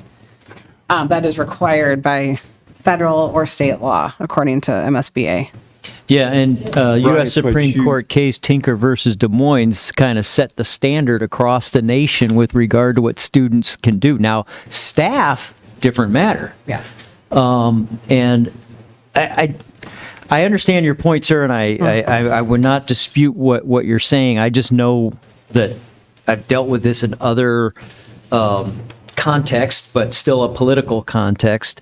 But I'm pretty sure that the Tinker versus Des Moines set the standard. I'm not pretty sure, I'm 100% sure, around what we can do or versus what students can do in terms of their free speech and their rights, and abridging those is, now you're getting into potential litigation and liability issues. So under the circumstance that you described. Tony and then Brian. Yeah, I kind of thinking along the same lines as Paul and what Superintendent Bauman brought up about the chain of escalation, how it would go from the student advisor to the principal and then up to the superintendent. I'm looking at the definition of what is a school-sponsored media. There's two things that I would like to add here, if I could, just describe, because I want to differentiate what is essentially an informal, an informal journalistic endeavor by a student from what is a school-sponsored journalistic endeavor. Because if we're talking about a school-sponsored media, that to me is more formalized within the school. The school is responsible. The school is eventually liable if there's a problem. And so, and I think we can kind of do this with kill two birds with one stone by just basically itemizing that chain of command within this, as far as what the school-sponsored media is, by adding just number 4 in there, saying in an endeavor approved by the principal. Because if a kid, it gets, if a student is encouraged by a media teacher to make a newsletter, make a podcast, do one of these side things, and runs afoul of the policy, even if it's just an informal podcast or newsletter, the school could potentially be on the hook of the policy because of that. And so dividing that line, basically saying, okay, for a formalized school-sponsored media, it has to be approved by the principal, and that would include the principal in the chain, and that way it draws a harder line as far as what is a formalized media, school-sponsored media, and what is not formal school-sponsored media. It's kind of like a check and balance. Yeah. So, Okay, Brian. yeah, and I guess I feel like we're talking. I think the scope is. I think we're talking a lot about a much larger scope than maybe than is necessary. Because again, if 512 is a required policy from the state, and 512 is very focused on if you've got a journalistic program in your school, your journalists have the right to write whatever they want to write. Period. Like that's pretty much the nuts of it. Is how Except Not necessarily. All the things that have been outlined in there that, except for 1 through 10. Except for one thing. But because if we don't have that here, then I don't understand if there's we can have these conversations, but we don't have that. And when we choose to go down a path where the school district is sponsoring a journalism division or a department or a thing, and or social media journalistic page, then we can build that. For now, it's like, I guess we're trying to solve something that we don't have. You know what I mean? I mean, Are you thinking like the model MSBA policy is fine for our situation at the moment?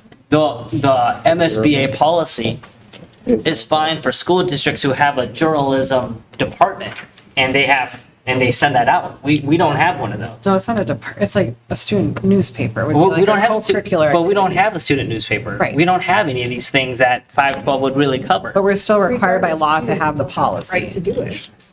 They may decide to do it tomorrow and post something, and then. They have the right to post something, but that is not a school-sponsored thing. What about the broadcast? The student broadcast? Exactly. I don't know if that's considered this or not. Well, it's a course, it's in our program of studies, and there's, guidelines with a teacher that's specializes in this. And I think what Mr. Bauman explained, if there was anything controversial, that advisor is very well versed in journalism because it's their college degree, and they would run it by the principal if it had to do with anything that would be construed as controversial under the, you can see is it defamatory, threatening, harassing, obscene, violates law or district policy, all those things are listed. But do those students have free reign to? No. Right, so it's not, then it really doesn't fall under this category. It's because. Yeah, Brenda? Sean, is the broadcast, it's not a district-sponsored publication, it's part of their course, Correct. right? Yes. And are they being graded on it? Is it part of the grading system? So in my opinion, just off the top of my head, that wouldn't be a student publication because it's part of their coursework. It's part of their classroom graded coursework. It's not like a student paper. It's not a separate student group or school-sponsored student group. Does that make sense? Well, I mean, it says school-sponsored media, not publication, which is broader than publication, I think. And it doesn't state that it has to be necessarily sponsored in that way. Prepared, Well, wholly that's or part of the substantially class. written, published, I don't see that. broadcast. Yeah. I mean, so if we have, hey, this is the Lakeville South broadcast, and you have students on there, I mean, once they say something, that goes over the airs, then it's too late, right? Well, it's not live. Oh, it's not live. Oh, okay. No, that's, the teacher supervises the class, they So, edit, they do stories that are edited throughout the week, and then once the final edits are done, so students work on editing, they're working on production, camera work, all those things that you would do for a broadcast media course. The students have different roles, and then they have a teacher who's trained, and the teacher edits and reviews, It's part of the class. and then it's, So if the class ends, and then the thing ends. Okay. yeah. Pretty much. so, I mean, I'm with Tony. I'd love to see under school-sponsored media, must be approved by the principal in advance in order to constitute school-sponsored media. I understand that we have staff that'll, teachers that might be, advisors here, but, the further you get away from anybody with accountability, the harder we're going to have time controlling it. Whereas a principal, if you're responsible for it, you're going to watch it a little more closely and be a little more careful with what's going out. I guess, what I heard from Principal Murphy is that these advisors are well versed in this to basically identify any troublesome things that they would bring to our principals.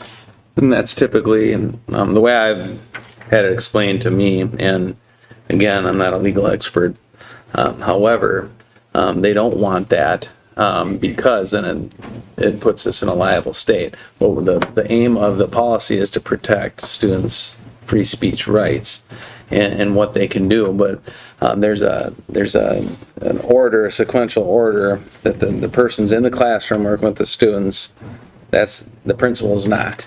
And so if they see something as a teacher, they would report it to the principal. Then I might run it by Superintendent Bauman if I had questions, or Brenda, and make a decision from there. What I have heard, if you do put some oversight with the principal in there, you're opening yourself up for more liability. And again, I would defer to our legal team and to look at any other board policies that have that in there. But I think that's a slippery slope because obviously that's a lot of stories to be run by a principal if it doesn't go through the teacher first. Yeah. Well, and I think too, and I think we could ask our legal counsel that question. In F3, the section you're talking about, Tony, it says that it's under the supervision. It's not approved by the student meeting. So approved takes away can take away First Amendment rights, right? If you say, no, you're not allowed to say that. And so I think that the word approved should be discussed with the attorney too. Yep. Yeah, I don't see an issue with this, with putting that in the definition here, because under section 2B, 2B1, it basically says students producing school-sponsored media and activities shall be under the supervision of the faculty advisor and the school principal. All we're doing here is just making it formalized within the definition of what's a school-sponsored media. We're just So could we basically just add, correlating to could we that. just add under the supervision of a student media advisor and principal? Sure. Instead of, to me, the word approved is, But it's going to be screened. I mean, it has to be screened, otherwise it could. supervising is not screening. But otherwise it could, who's going to make sure it doesn't violate, 4B? Well, yes. Right? Yeah. I mean, that's what your supervisor is doing. And I'm saying, to put a little more teeth in it, have a little more accountability, it's like the principal's over the top of the supervisor. And it's just making it consistent between the two Yeah. clauses. But then I just want to be clear, does that mean that, because I think how I might interpret that, if a school principal is supervising an advisor who's supervising a student, is it's a chain where not necessarily everything has to be approved, like we're saying, by the principal. Is that how we all understand this? Because what I wouldn't want to do is have everything have to go through Right. the principal. Every broadcast be reviewed Yeah, by the it's principal. more like, well, if the student advisor is not feeling comfortable, they bring it to it's a chain of command. And that's why I had it originally as the line, in an endeavor approved by the principal. So he's approving a project or whatever it is, there's a, like you said, a level of accountability, there's an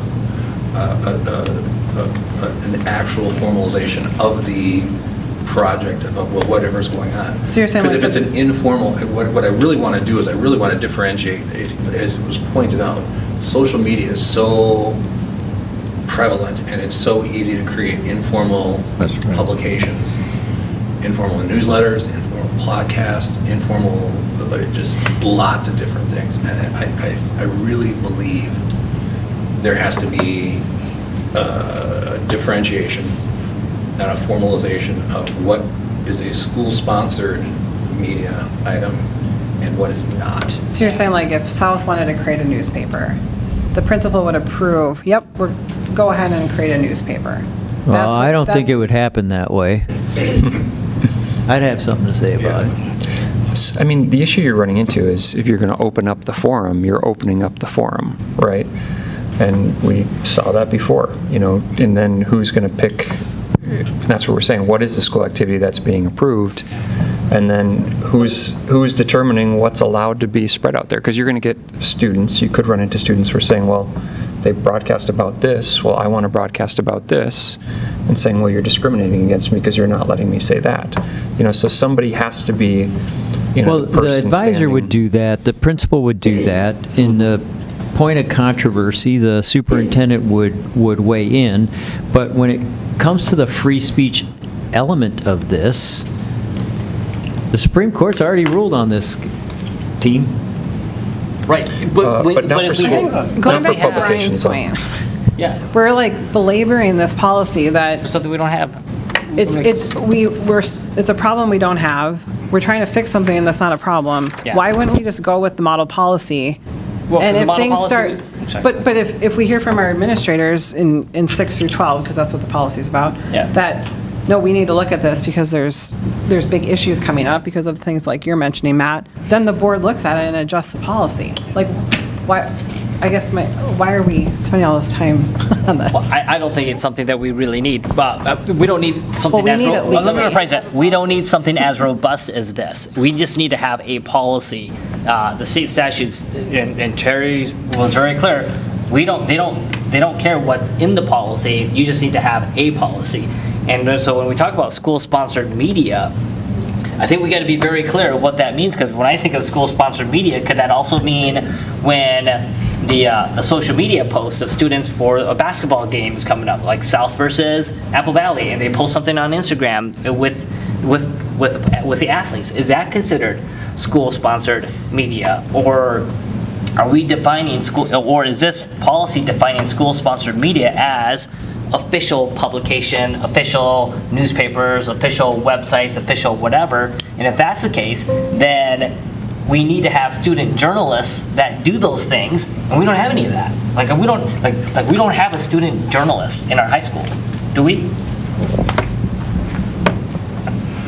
because we don't have a newspaper, we don't have a media site, we don't have any school-sponsored stuff. Right, but that doesn't necessarily mean that in the future, something wouldn't evolve. Totally agree. But- And then at but- that time, they can rock to, then they can do. Right. 512. Sean, my misunderstanding was, I thought there was somebody with like a sound booth with a mic like what's in the corner there in your school broadcasting out. I don't know where I got that idea, but that's Well, what yeah, I felt. you're pretty close. I mean, You it's, know, that's we what I have thought. that. But And they're it's a not TV journalists. center. But- It's a class. It's called broadcast media. But Yeah. it's still kind of, it's still a It's controlled, curated. it's a controlled environment, Correct. if you will. Correct. Okay, that's the difference. You know- Okay, I thought it was just. No. All right. So Sean, you looked at other districts, and Yeah. they have this policy almost verbatim.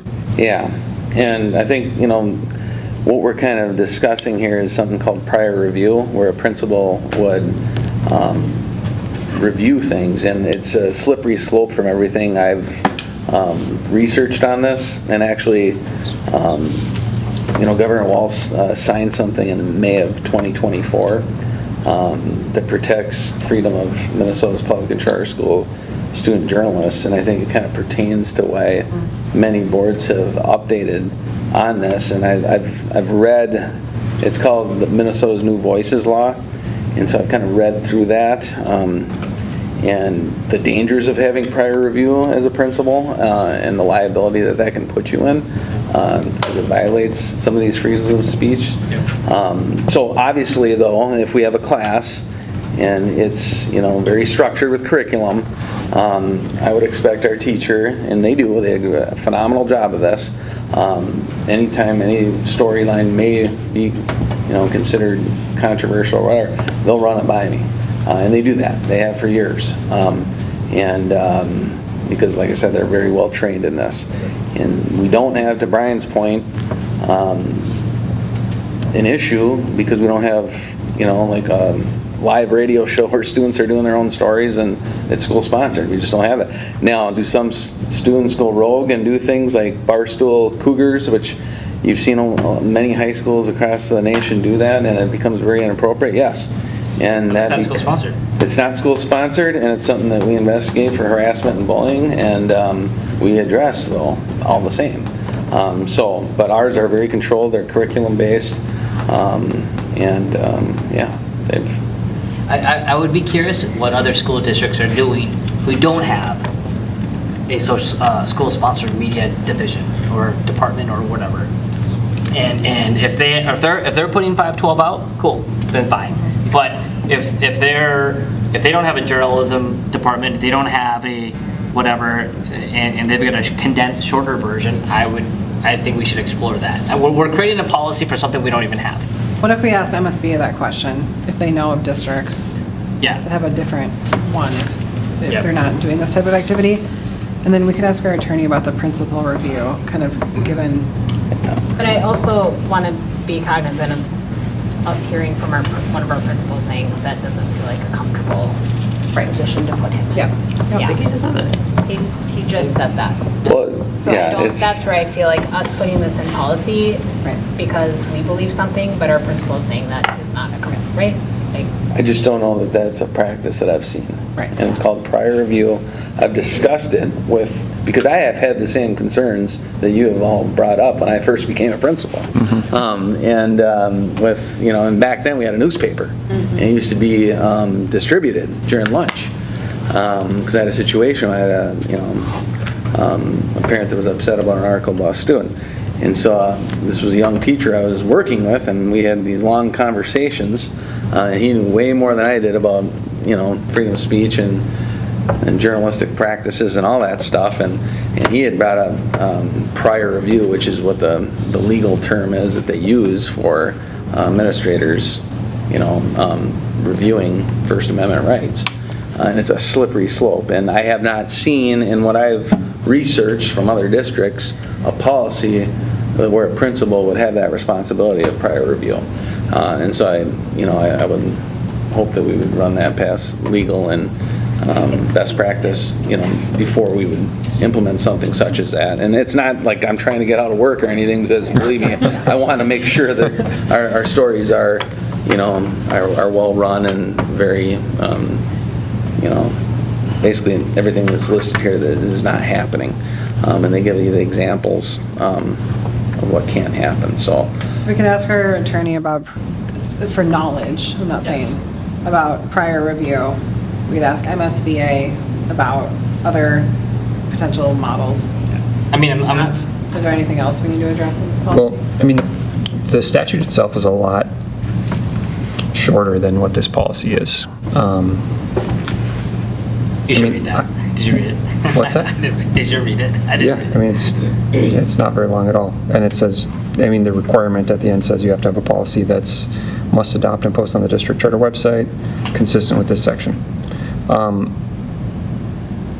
I do think, Amber, to your point, I mean, the statute does allow them to say whatever, I don't want to say whatever they want, but gives them a lot more authority. Students? Yeah, freedom of speech, which almost makes me say, do we even want to have school-sponsored media? I mean, the distribution says handing out free copies, selling or offering copies for sale, accepting donations for copies, just posting and displaying material, placing materials in mailboxes. It's like, we don't have it. And so if the policy says we need to have a policy, let's just have a policy saying that you have free speech if we have publications. Well, we don't have publications. I don't know. That's what this says. I know, but it's like 5 pages. So I guess I can appreciate that MSBA has done their research and homework and has put together a model policy so that Those who districts don't have to reinvent. Yes. I understand that this is probably more than we need, given the fact that we don't have these activities. But to your point, Superintendent Baumann, if we do have one tomorrow, I mean, and to Matt, to your comment, I mean, I would be excited if students came to a principal and said, we want to create another newspaper again. Like where my husband works, they have a newspaper that students produce. It's awesome. Kids are learning how to interview, how to write in that style. And I think we go to like the extreme negative things that could happen. And of course, those are where these guardrails of the things you can't say and the checks and balances are in. But this is like incredible learning that student, like I don't want to take away a learning opportunity from a student because we're afraid that a student might say something, because that can happen anytime. So I guess I feel very impassioned about giving students and kids every opportunity to explore their passions, and we need good journalists in the world. So that's Well, my now you're into a opinion. different topic. What's that? Good journalism. So I guess one way we could go is completely scrap this and create a more truncated thing if MSBA has others, or we can find out amending it to the prior review. Thanks, Principal Murphy, for the term. So How where does we the at board in the want to tackle process of this? this? Like is this the second time then? No, this is not second reading. Second reading will be at the next board meeting. Okay.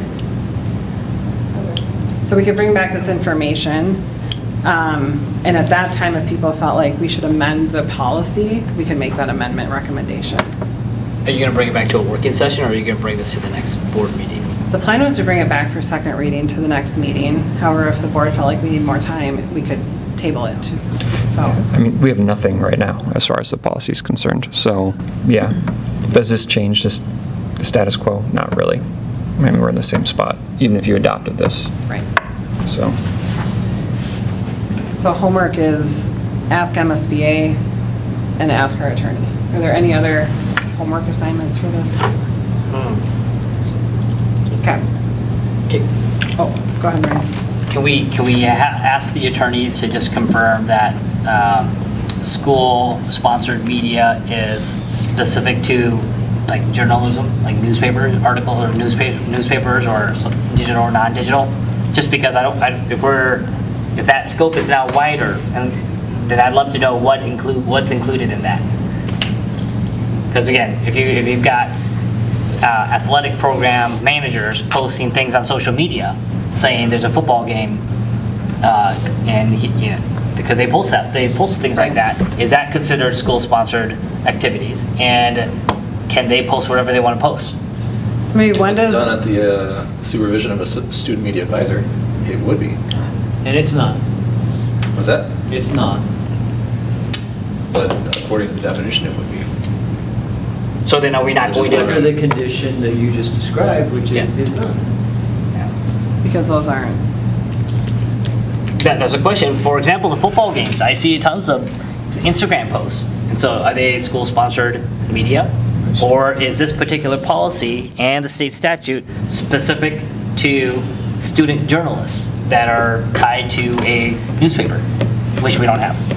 And if that's the case, I'm okay with the scope. But if the scope of school-sponsored media is much larger, again, then we should have conversations. Are we going to allow Instagram posts for football games? Are we by the high school managers who post them? Or are we not? So your question is, when does a product turn, or when does I don't know what the term is, what does a product turn into a school-sponsored publication? Social media, yes, a school-sponsored media. And the definition of media, is it audio? Is it print? Because you go into the high school, you got, banners of stuff. It says in here, it can be written, published, or broadcast. But like Tony said, it has to be under the supervision of a student media advisor. So if it's not that, it doesn't meet the definition in the statute. Yeah. So it's and. So then One and that two. wouldn't be covered. Or that would be outside the scope of this particular Correct. policy. Okay. Because the football manager probably isn't. They're not a supervisor. Probably not. He's not underneath the student media advisor. Okay, so we'll do that homework between now and next Tuesday. And then one last one. I'd love to get legal definition of what they view as a student journalist. You have to look at the statute. Oh, never mind. This is already there. Yeah, and the statute would control anyways. Yep. Okay. Good? Okay, thank you, Principal Murphy. Yeah. Okay, the other policy is 606.5, and I'm going to turn it over to Tracy to walk us through recommended edits for this, correct? I have paper copies if you want to, I didn't staple them, so if you want to grab the chunk, that would be great.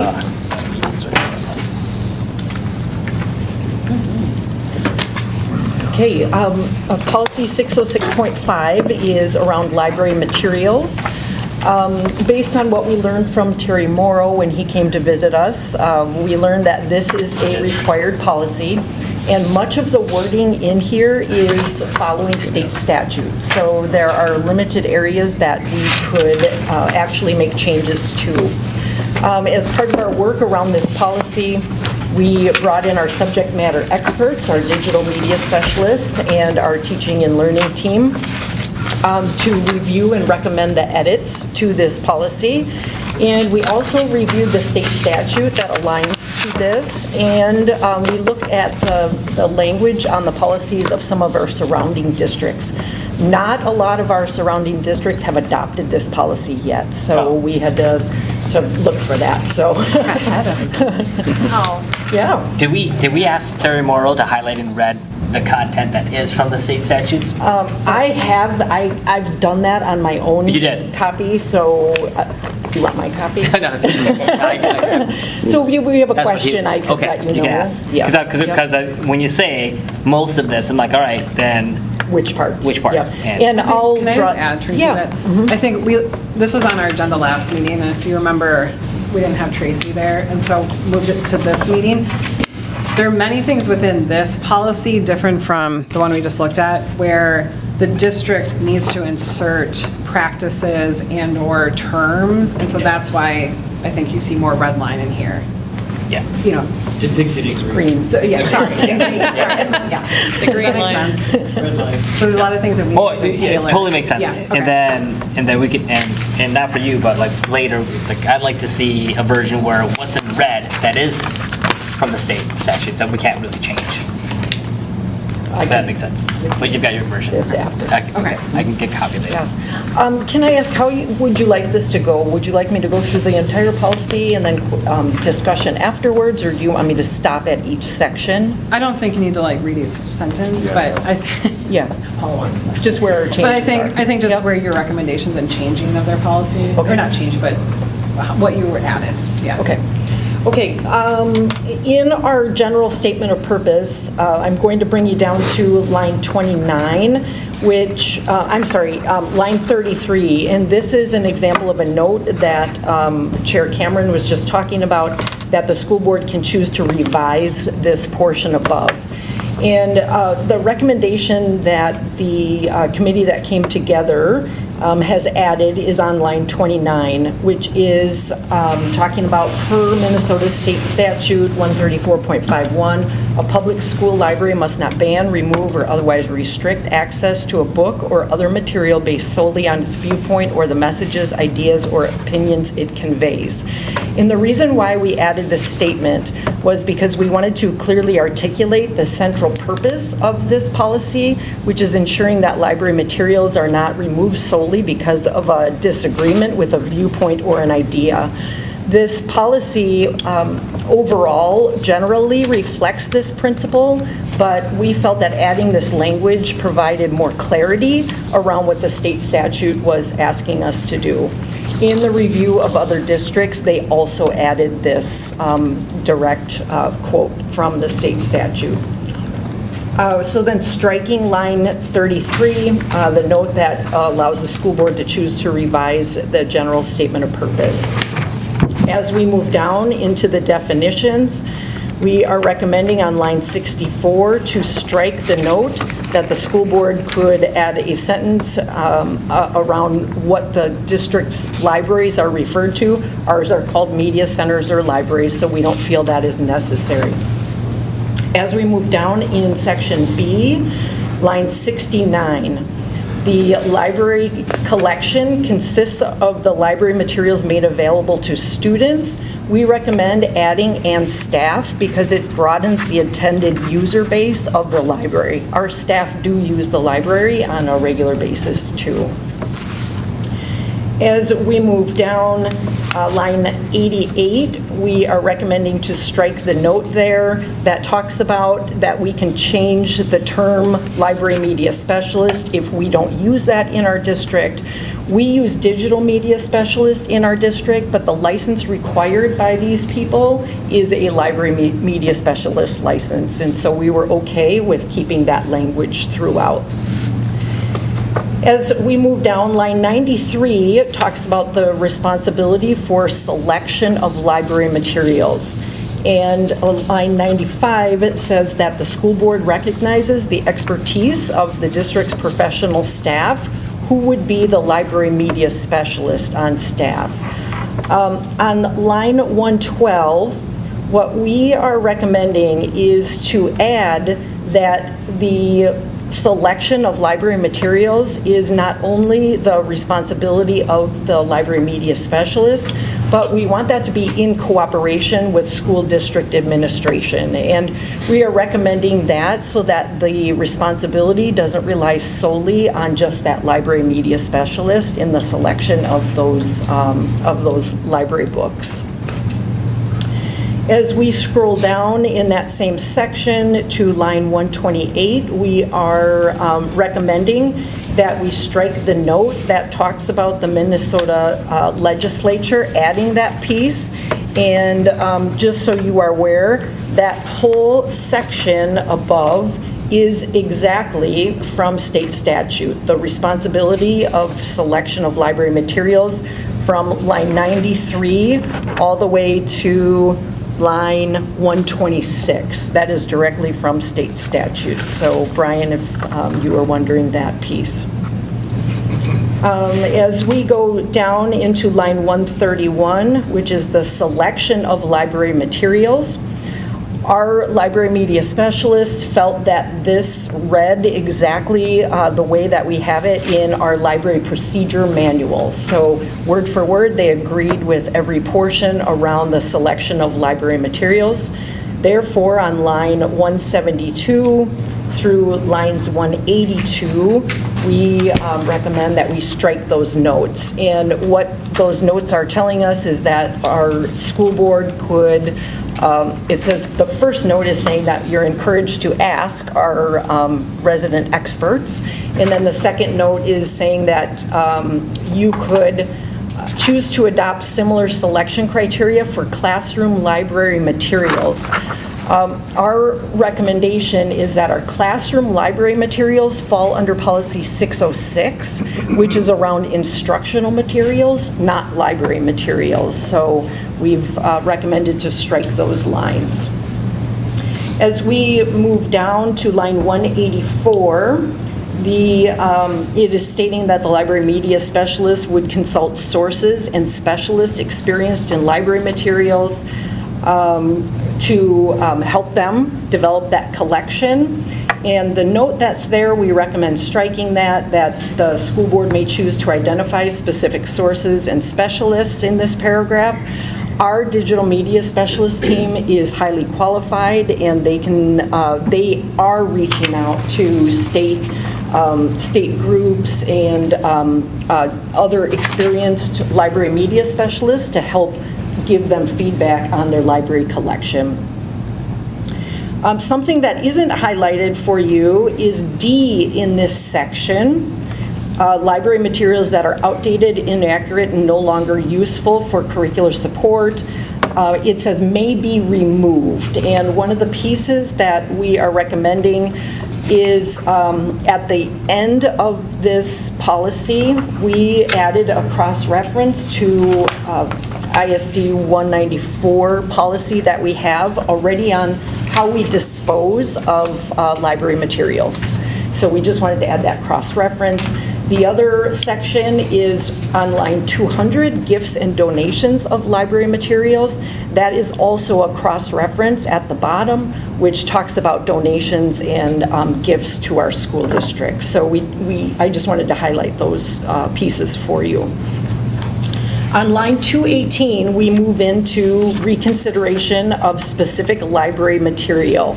Now, none of this is in state statute. What state statute is asking for us is to have a reconsideration process in place. And so a lot of the notes on here that we're crossing out we are basing our reconsideration process on what we already have established for policy 606. And so here, line 229, there's a note that tells us that the school board can decide whether to allow a building principal to remove library materials. We're asking to strike that, but as you go below on line 245, here we are talking about the building principal and/or the library media specialist has the authority to agree to exclude or restrict specific library material only for the minor children of the individual who has submitted the request, not for any other students. If a resolution is reached that concerns only the children of the individual who made the request or that does not affect other students, the issue is closed. So this is a process we already have in place, that we make sure that if a parent does not want a student to check out a specific library book, we note that in our library inventory, and that student will not be allowed to check out that material. This is suggested to encourage localized, non-system-wide solutions to somebody who is asking for reconsideration of library materials, and it reduces escalation of the reconsideration of library materials as well.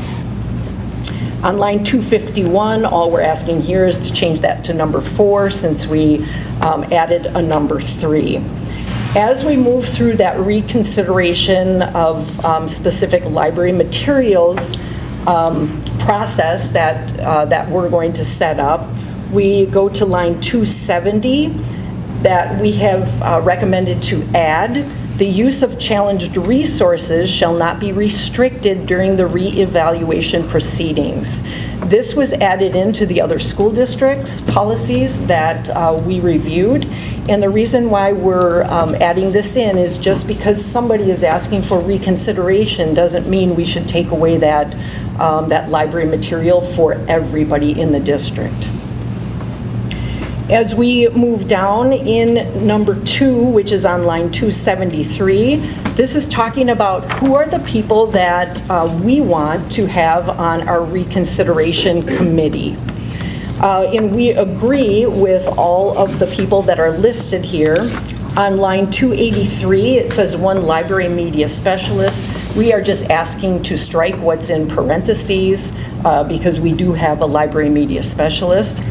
And then on line 286, it says 2 members of the school district community.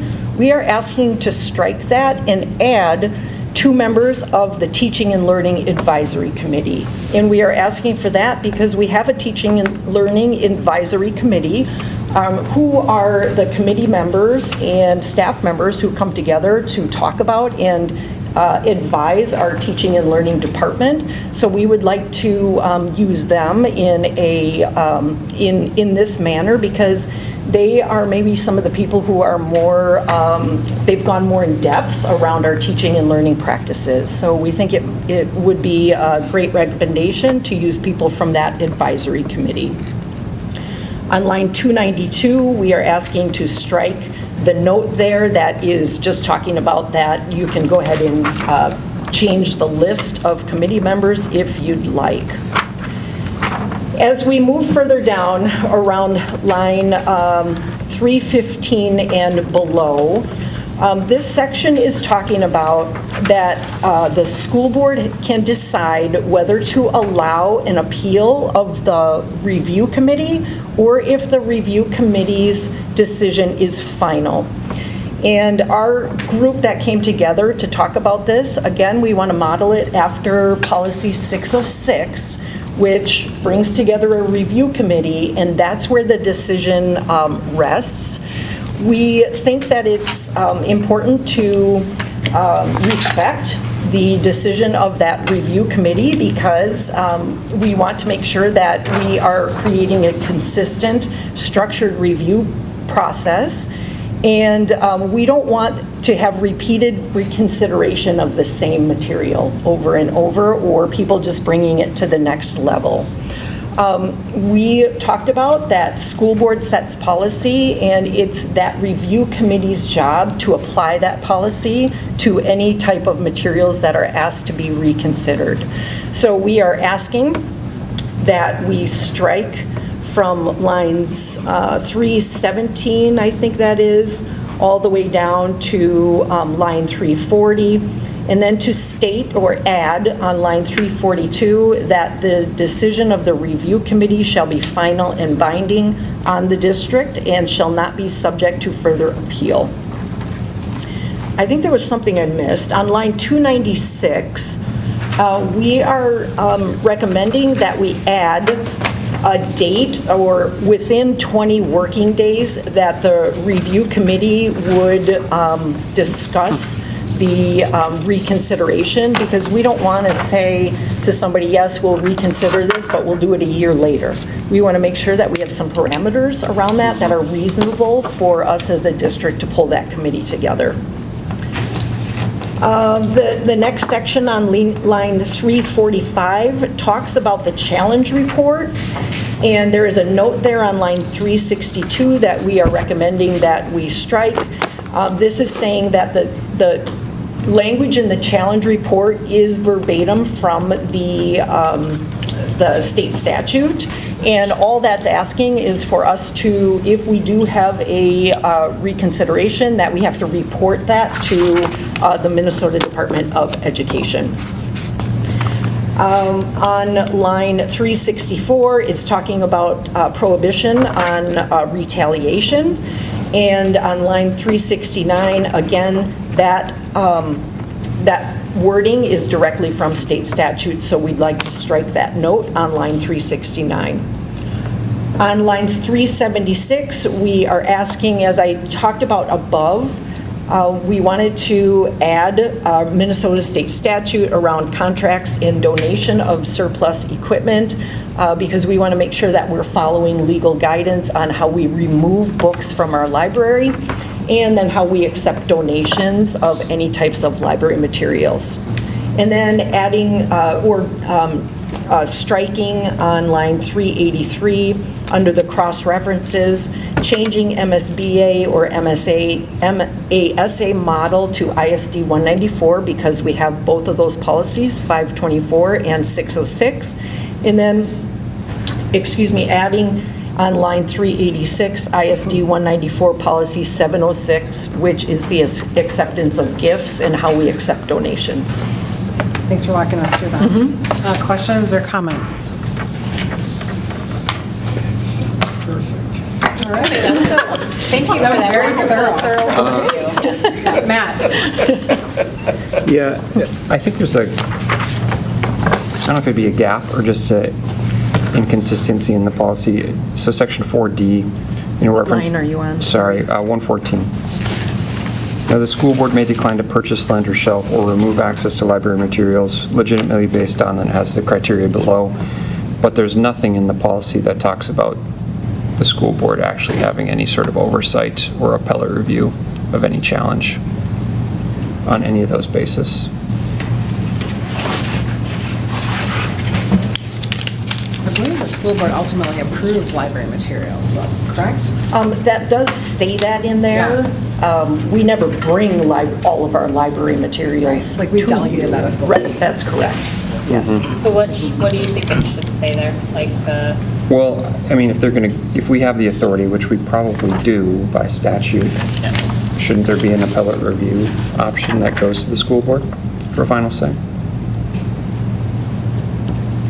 I'm in alignment with that. I mean, with Rule 342, that the review committee is final, I'm not aligned with that at all. While I agree we should be in the policy space, but we're also approving a $320 million budget. We approved curriculum. If there are, I don't like the phrase final and binding. It just tells me that school board, you have no part of this. That's how I interpret that. Now, again, maybe that's not the intent of that particular line, and we have the ability to go back and update the policy, and we just go back and just remove 342 then. but the issue is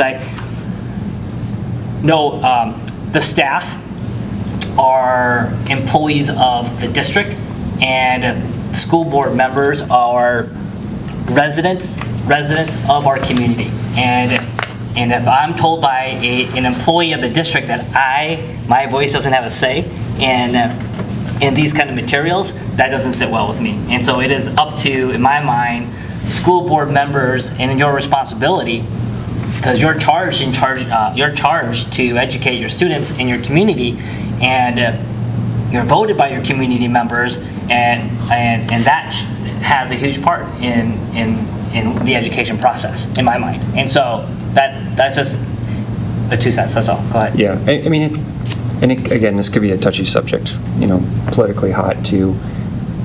And I almost say, why not have the people that are accountable to the public be the ones that are making the final say if there's an appealable decision, right? Why not have it be on us ultimately? I would also say the statute, 134.51, does reference a governing body. It means a group of persons that oversee the operations, budget, policies, and other administrative responsibilities. And here it's talking about a library, but which would seem to be us. We're overseeing the policies, which we can create the policies, and the model policy, again, it kind of leaves it hanging. The school board may decline to purchase, lend, or shelf, or remove access to library materials legitimately based on. So it insinuates that we have a role, but then doesn't provide us a role in the process. And I agree with Brian on the, we're going to appoint, and again, it's the superintendent. So the superintendent would be, accountable to the board, but still, it does kind of seem like we're just delegating it off. Yeah, the review committee would then supersede the superintendent based on how I'm reading this. Yeah, I mean, if they say no, then it's unappealable. I disagree that the school board should be making that decision. I think the review committee is the one that knows the material better. If you want a school board member as part of the review committee, I would be for adding a letter and saying that there's like one school board member on that committee along with school district administration, a principal, 2 teachers. And if you want the superintendent as part of that committee, that's fine, but I don't think it should come down to the school board making the determination. And I agree with Matt that it is a very political hot button issue as far as books and what's used. And I think my reasoning is that when elections happen, sometimes, people are more political on a school board than they should be, and they would use that political clout to either pull or remove items from our library, or it could be used in that manner, which would not be, as I would say, correct, but that then would leave the committee as more of a diverse group of people that would prevent that from happening. Carly? Just to clarify, because I know this is a new policy that not a lot of our surrounding districts have in place. But I do know that people challenge books and things like that for their individual students. So what are we doing right now in terms of this review committee? Because there is a review committee, correct? Mm-hmm. So essentially, is what you're proposing right now what is in place in terms of our current, not our policy, but like the way we've approached it? Yeah, so our in practice? policy 606, it does not define who's on the review committee the way this does, but we have put together a review committee that the makeup is similar, that those people would be called if there was a challenge. Okay. So like you're saying because I know a lot of this you're saying kind of strike because it is in policy 606. Right. So you're saying that really this is not, 606 is more where there's the discussion about the review committee and what the approach is with regard to review of books and things like that. Yes. Can I ask a question just related to that? How often does this happen? We haven't had it happen at all. Oh, okay. Knock on wood. We see more with making individual accommodations for, because parents have a say, obviously, in what their students are accessing. And so we see that, again, we don't see a ton of them, but over the years, that's probably the most common area where a parent has a concern.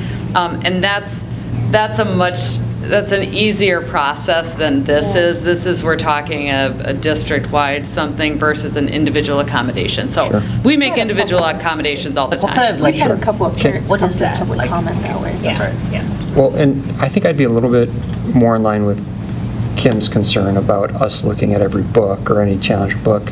If it wasn't for AI now that can process through a book just like that, because I don't want to read every book that somebody challenges, but we don't have to nowadays, I would caution us, AI is not, I've read tons of articles about accuracy, so I would prefer. Tony, I'd say it's pretty accurate.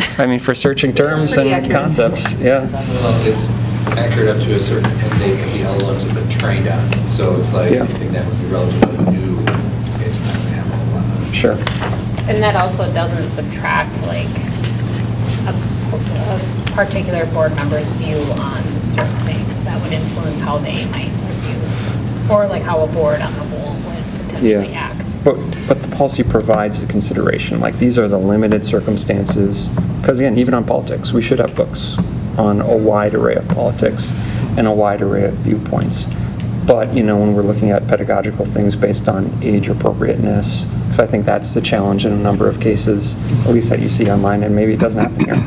But that's something where the board should be able to discuss it openly and say like, well, what do we think, And if we can't, then that's a problem. What, like, when people, it sounds like it doesn't happen often, but like, what are parents asking to like not give their kids and like, I'm confused. I think the most common is in the health area. Oh, got it. I would say that's the most common. Sure. And again, it's not a ton, but it does happen that people have some objections to standards related to health. National Geographic can't be like in elementary or like, Or like certain kinds of education around health, your body. Oh. Yes. Bodies. Shark Week. Yeah, bodies. It's like, I don't know. Can you elaborate on national? Brian, what was your childhood? One, I feel like, my personal opinion is I appreciate a committee that would handle this. I realize it's not happening much, but if it did, I don't think the board should be, and I personally would want to read the entire book I appreciate AI, but I think if you're going to evaluate if a book should be in a school or not, you should actually consume the whole thing yourself. I don't think board members are wanting to read every single book if that were to come up, but Kim, I appreciate your idea about adding a board member to the committee potentially, and wondering what other people, like Matt in particular, because of your comments earlier, like what you would think about that. Would that help satisfy kind of this, or would it bridge this concern?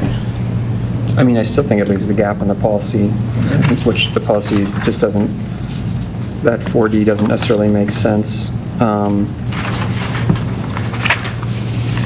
Kelsey, can I ask what your? is from state statute. Yeah.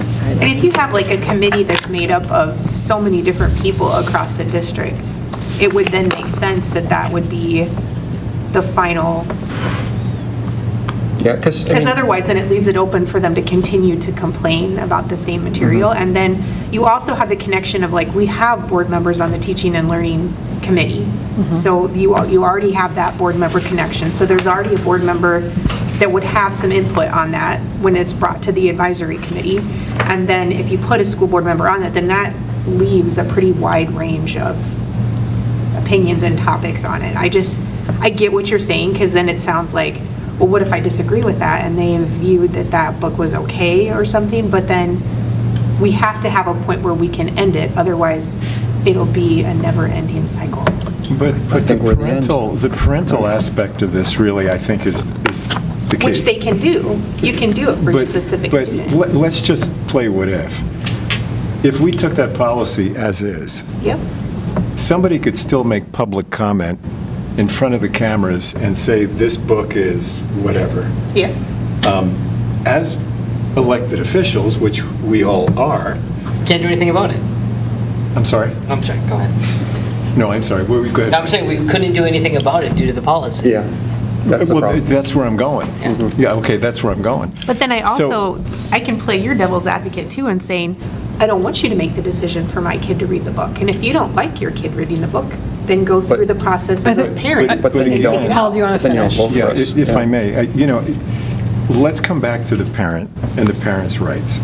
That's where my head goes with this. It doesn't go what committee, what policy, whatever. If a parent really has something that they feel is controversial or inappropriate for age, or you go down the list, you pick it. The point is that if we snuff that out in this policy when they talk to a group of teachers and administrators, they may not truly feel like the parental rights are given to that the parental rights that they feel should be theirs are being, I'm sorry, I lost the word, are being usurped. Thank you. This is my Webster's dictionary. And again, what happens if somebody truly isn't satisfied? It doesn't really end here.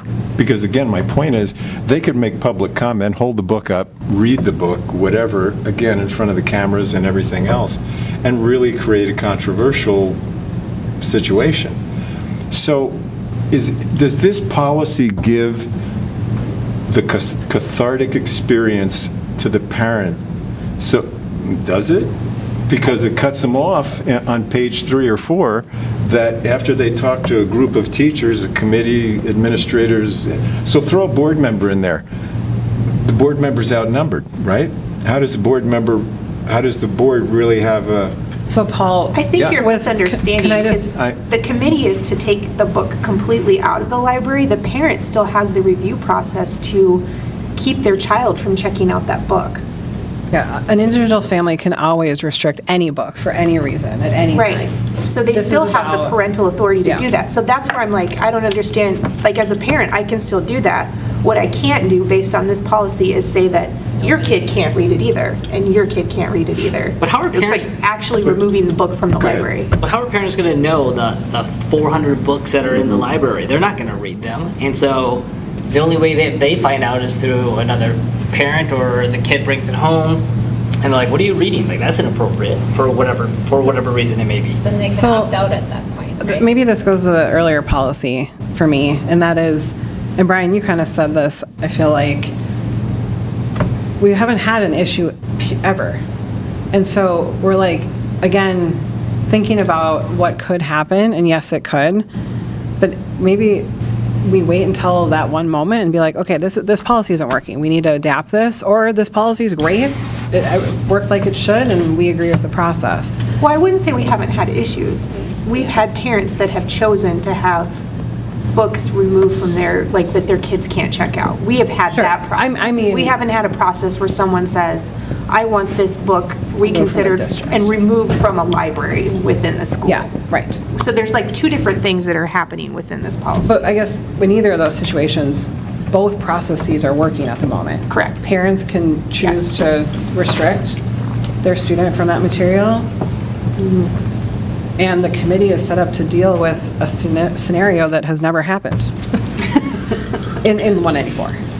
But the policies to address the what-ifs, right? And we were just talking about that with the student publications. We're, pushing a policy to address what if we do have a journalism thing. So that's the same thing here. What if there is a book and there is a challenge? And again, the state statute talks about us having the authority as a school board. Why not have us be the ones that are accountable, right? You can have the other groups underneath us that do the initial review and, make their decisions, but having the final appeal come to the school board, that is ultimately, we answer to the public. If they don't like the decision we make, I like Harry Potter, right? And some people might not like that I like Harry Potter, and they can vote me off for that, right? We're accountable to that, where the employees are not accountable to the public in the same fashion. So is your idea, Matt, that if a book were to come and appeal, every board member would then read that book, regardless of? Yeah, that would be your responsibility would be to assess the challenge to the book and then make a decision based on what the policy guidelines are and what the statute allows and dictates a board to, to make its decision based on. And again, it's a limited number of criteria. Do you start to find common themes? Go ahead. I was just thinking about how absolutely counterproductive banning or removing a book would be, because it's like you would want to prevent other people from reading it, but by making that argument, everybody's going to end up reading it, including the people you're trying to appeal to. Yeah. So it's like completely counterproductive. But you have to think about transparency, right? That's why these things come up, because people are challenging them, saying they're worried about indoctrination of their kids, pulling their kids from the public schools. So it's like, same with our finances. We're talking about that. Why not be transparent with it? This is what we have. This is what we're doing. This is how much money we have. What are we scared about? Well, I don't think we're scared about anything. I just think we come back to, in my opinion, I trust, it's kind of like how we put the authority in the superintendent for a lot of things that happen in the district, that we are up here and we are his boss, but we basically say, go do X, Y, Z on behalf of the district. And so we're not approving every decision he makes on a daily basis. And to me, this is you put a group of experts together to review the material and determine whether or not it's appropriate for the student body. I think I trust that group of people more than I trust the school board to make the right decision about whether or not that's educationally age appropriate, all of those kinds of things. Like if I read a book that's a kid's book, I'm not going to say whether it's, maybe I have an opinion for my child, but if I'm deciding the age for the book, I'm going to more trust the librarian expertise than not. So I guess I feel like we as the school board are setting forth an expectation for this review committee to have the authority to use their expertise to determine whether or not something's appropriate. But we have the authority, in everything that we've done, have the ultimate authority to say, no, we're not doing that anymore. Or we have the ability to say no. This says it's final and binding, and that's the part where then we no longer have that authority. And that's where it's internally inconsistent. Is it consistent with that? Yeah. And I don't know, it's just, we may not have a lot of issues, and if there are issues, if there are books that need to be pulled out, throw them in the consent agenda, and then here's your list of 10, and then whoever has concerns or issues, they read it. Because 4D is out of the state statute, right? The school board may decline to purchase, lend, or shelf, or remove, so it's put on or take off. Yeah. Access to library materials legitimately based on, the 3 criteria listed. So if that's out of state statute, and then we later say that a different group of people, can make a decision without the school board, right? And that is binding. It's just internally inconsistent. It's just like we need to view this as curriculum, in my mind. You guys are, So it also Curriculum says being in brought that up. section, letter A, the school board recognizes the expertise of school district professional staff and the vital need of such staff to be responsible for selection of library materials. So you could argue that A and D don't align. Yeah, well, we're not making the materials, right? But we do have the Well, they're the selecting authority them. to decline to purchase. Because we're not, well, I take that back. Are we involved in the initial selection of materials that go into the library? No. No. But we have the right to intervene if we want to. This isn't saying that we don't have the right to intervene. It says we do, but then it says somebody else can, and a different group can supersede that authority. Only for books that are challenged, Yeah. not for all books, only for books that are challenged. But that's Well, still for only for inconsistent books that with are 4B. challenged, those seem to be super important ones that we should probably at least talk about. I mean, there's a So- reason why they're being challenged. What if we ask MSBA or our attorney about kind of the discrepancy math that you're talking about? Is that, Sure. I guess I don't understand why, and what's the concern with having a final appeal to the school board? I think, Because then what's the point of the committee? If the committee's going to say, hey, this is what our recommendation is, and then it goes to the school board and we say no. Well, Then maybe the committee because is we not, review- maybe the committee is not in sync with what the board wants. my opinion is. But again, the I mean, board can be. I don't think board And members the have the committee. The board is a representative of the community. Political too. Yeah. I mean, everybody's Okay, got so bias. is there, as my personal opinion aligns with Carly's, that the board typically does not bring expertise on grade level, age appropriate materials for library selection. I don't have expertise in that. I Well, don't- you don't think you can read a piece of material and say, yeah, that's not appropriate for third graders? I'm not going to make that decision for another family, no. Without expertise from the people who do this for a living, who are trained.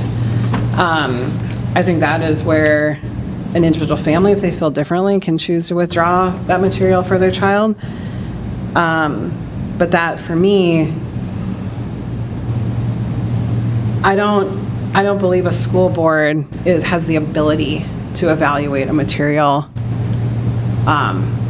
through a lens of expertise. That's my personal opinion for an entire school district.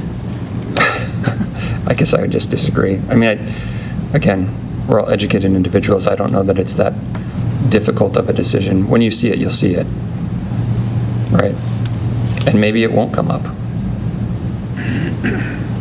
I don't think B would align on that. I think people have very different opinions on what constitutes controversy.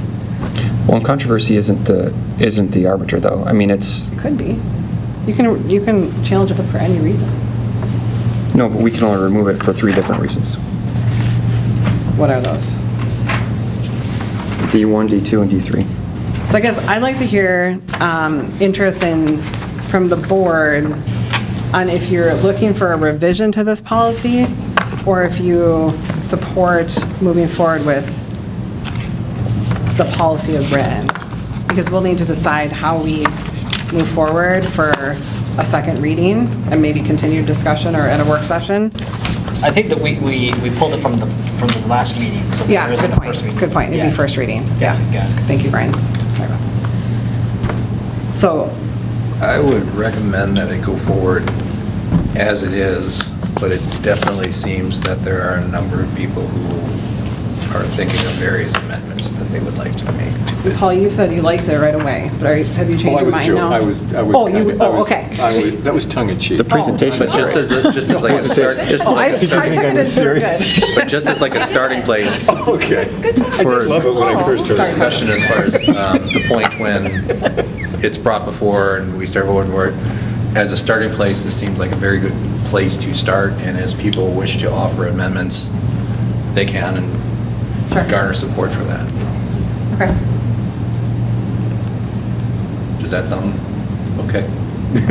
So the assignment would be to percolate on this and to bring forward amendments to this to the next meeting for a first reading based on kind of how you want the policy to look. Is that what you're And then it may be the suggesting? case that any suggested amendments get review from legal counsel if necessary, or other kinds of things before we put anything in the policy. Yeah. Well, if we're going to bring this, I don't think we should bring it forward yet until we get A and D and the last one resolved, because it does sound. So maybe it makes sense to get that guidance, then make the revision, and then bring that forward. And so if there's a window within that 2 weeks to get that information, and there's time for the revisions, and then bring that one forward, then it's kind of then, because I think bringing this back forward and then rehashing everything with what we're pretty much rehashing doesn't make sense. Let's just clean it up first and then bring that forward. And if it's all surprise, revise. I think my question is, how do we arrive at a majority of the board supporting a version? And I think unless I hear. Well, I'll write a new version, and then you guys can debate that version. Can I just add one point that? I can do that. Just to what Matt said, how like if this is binding, then it's done, but there's a challenge report.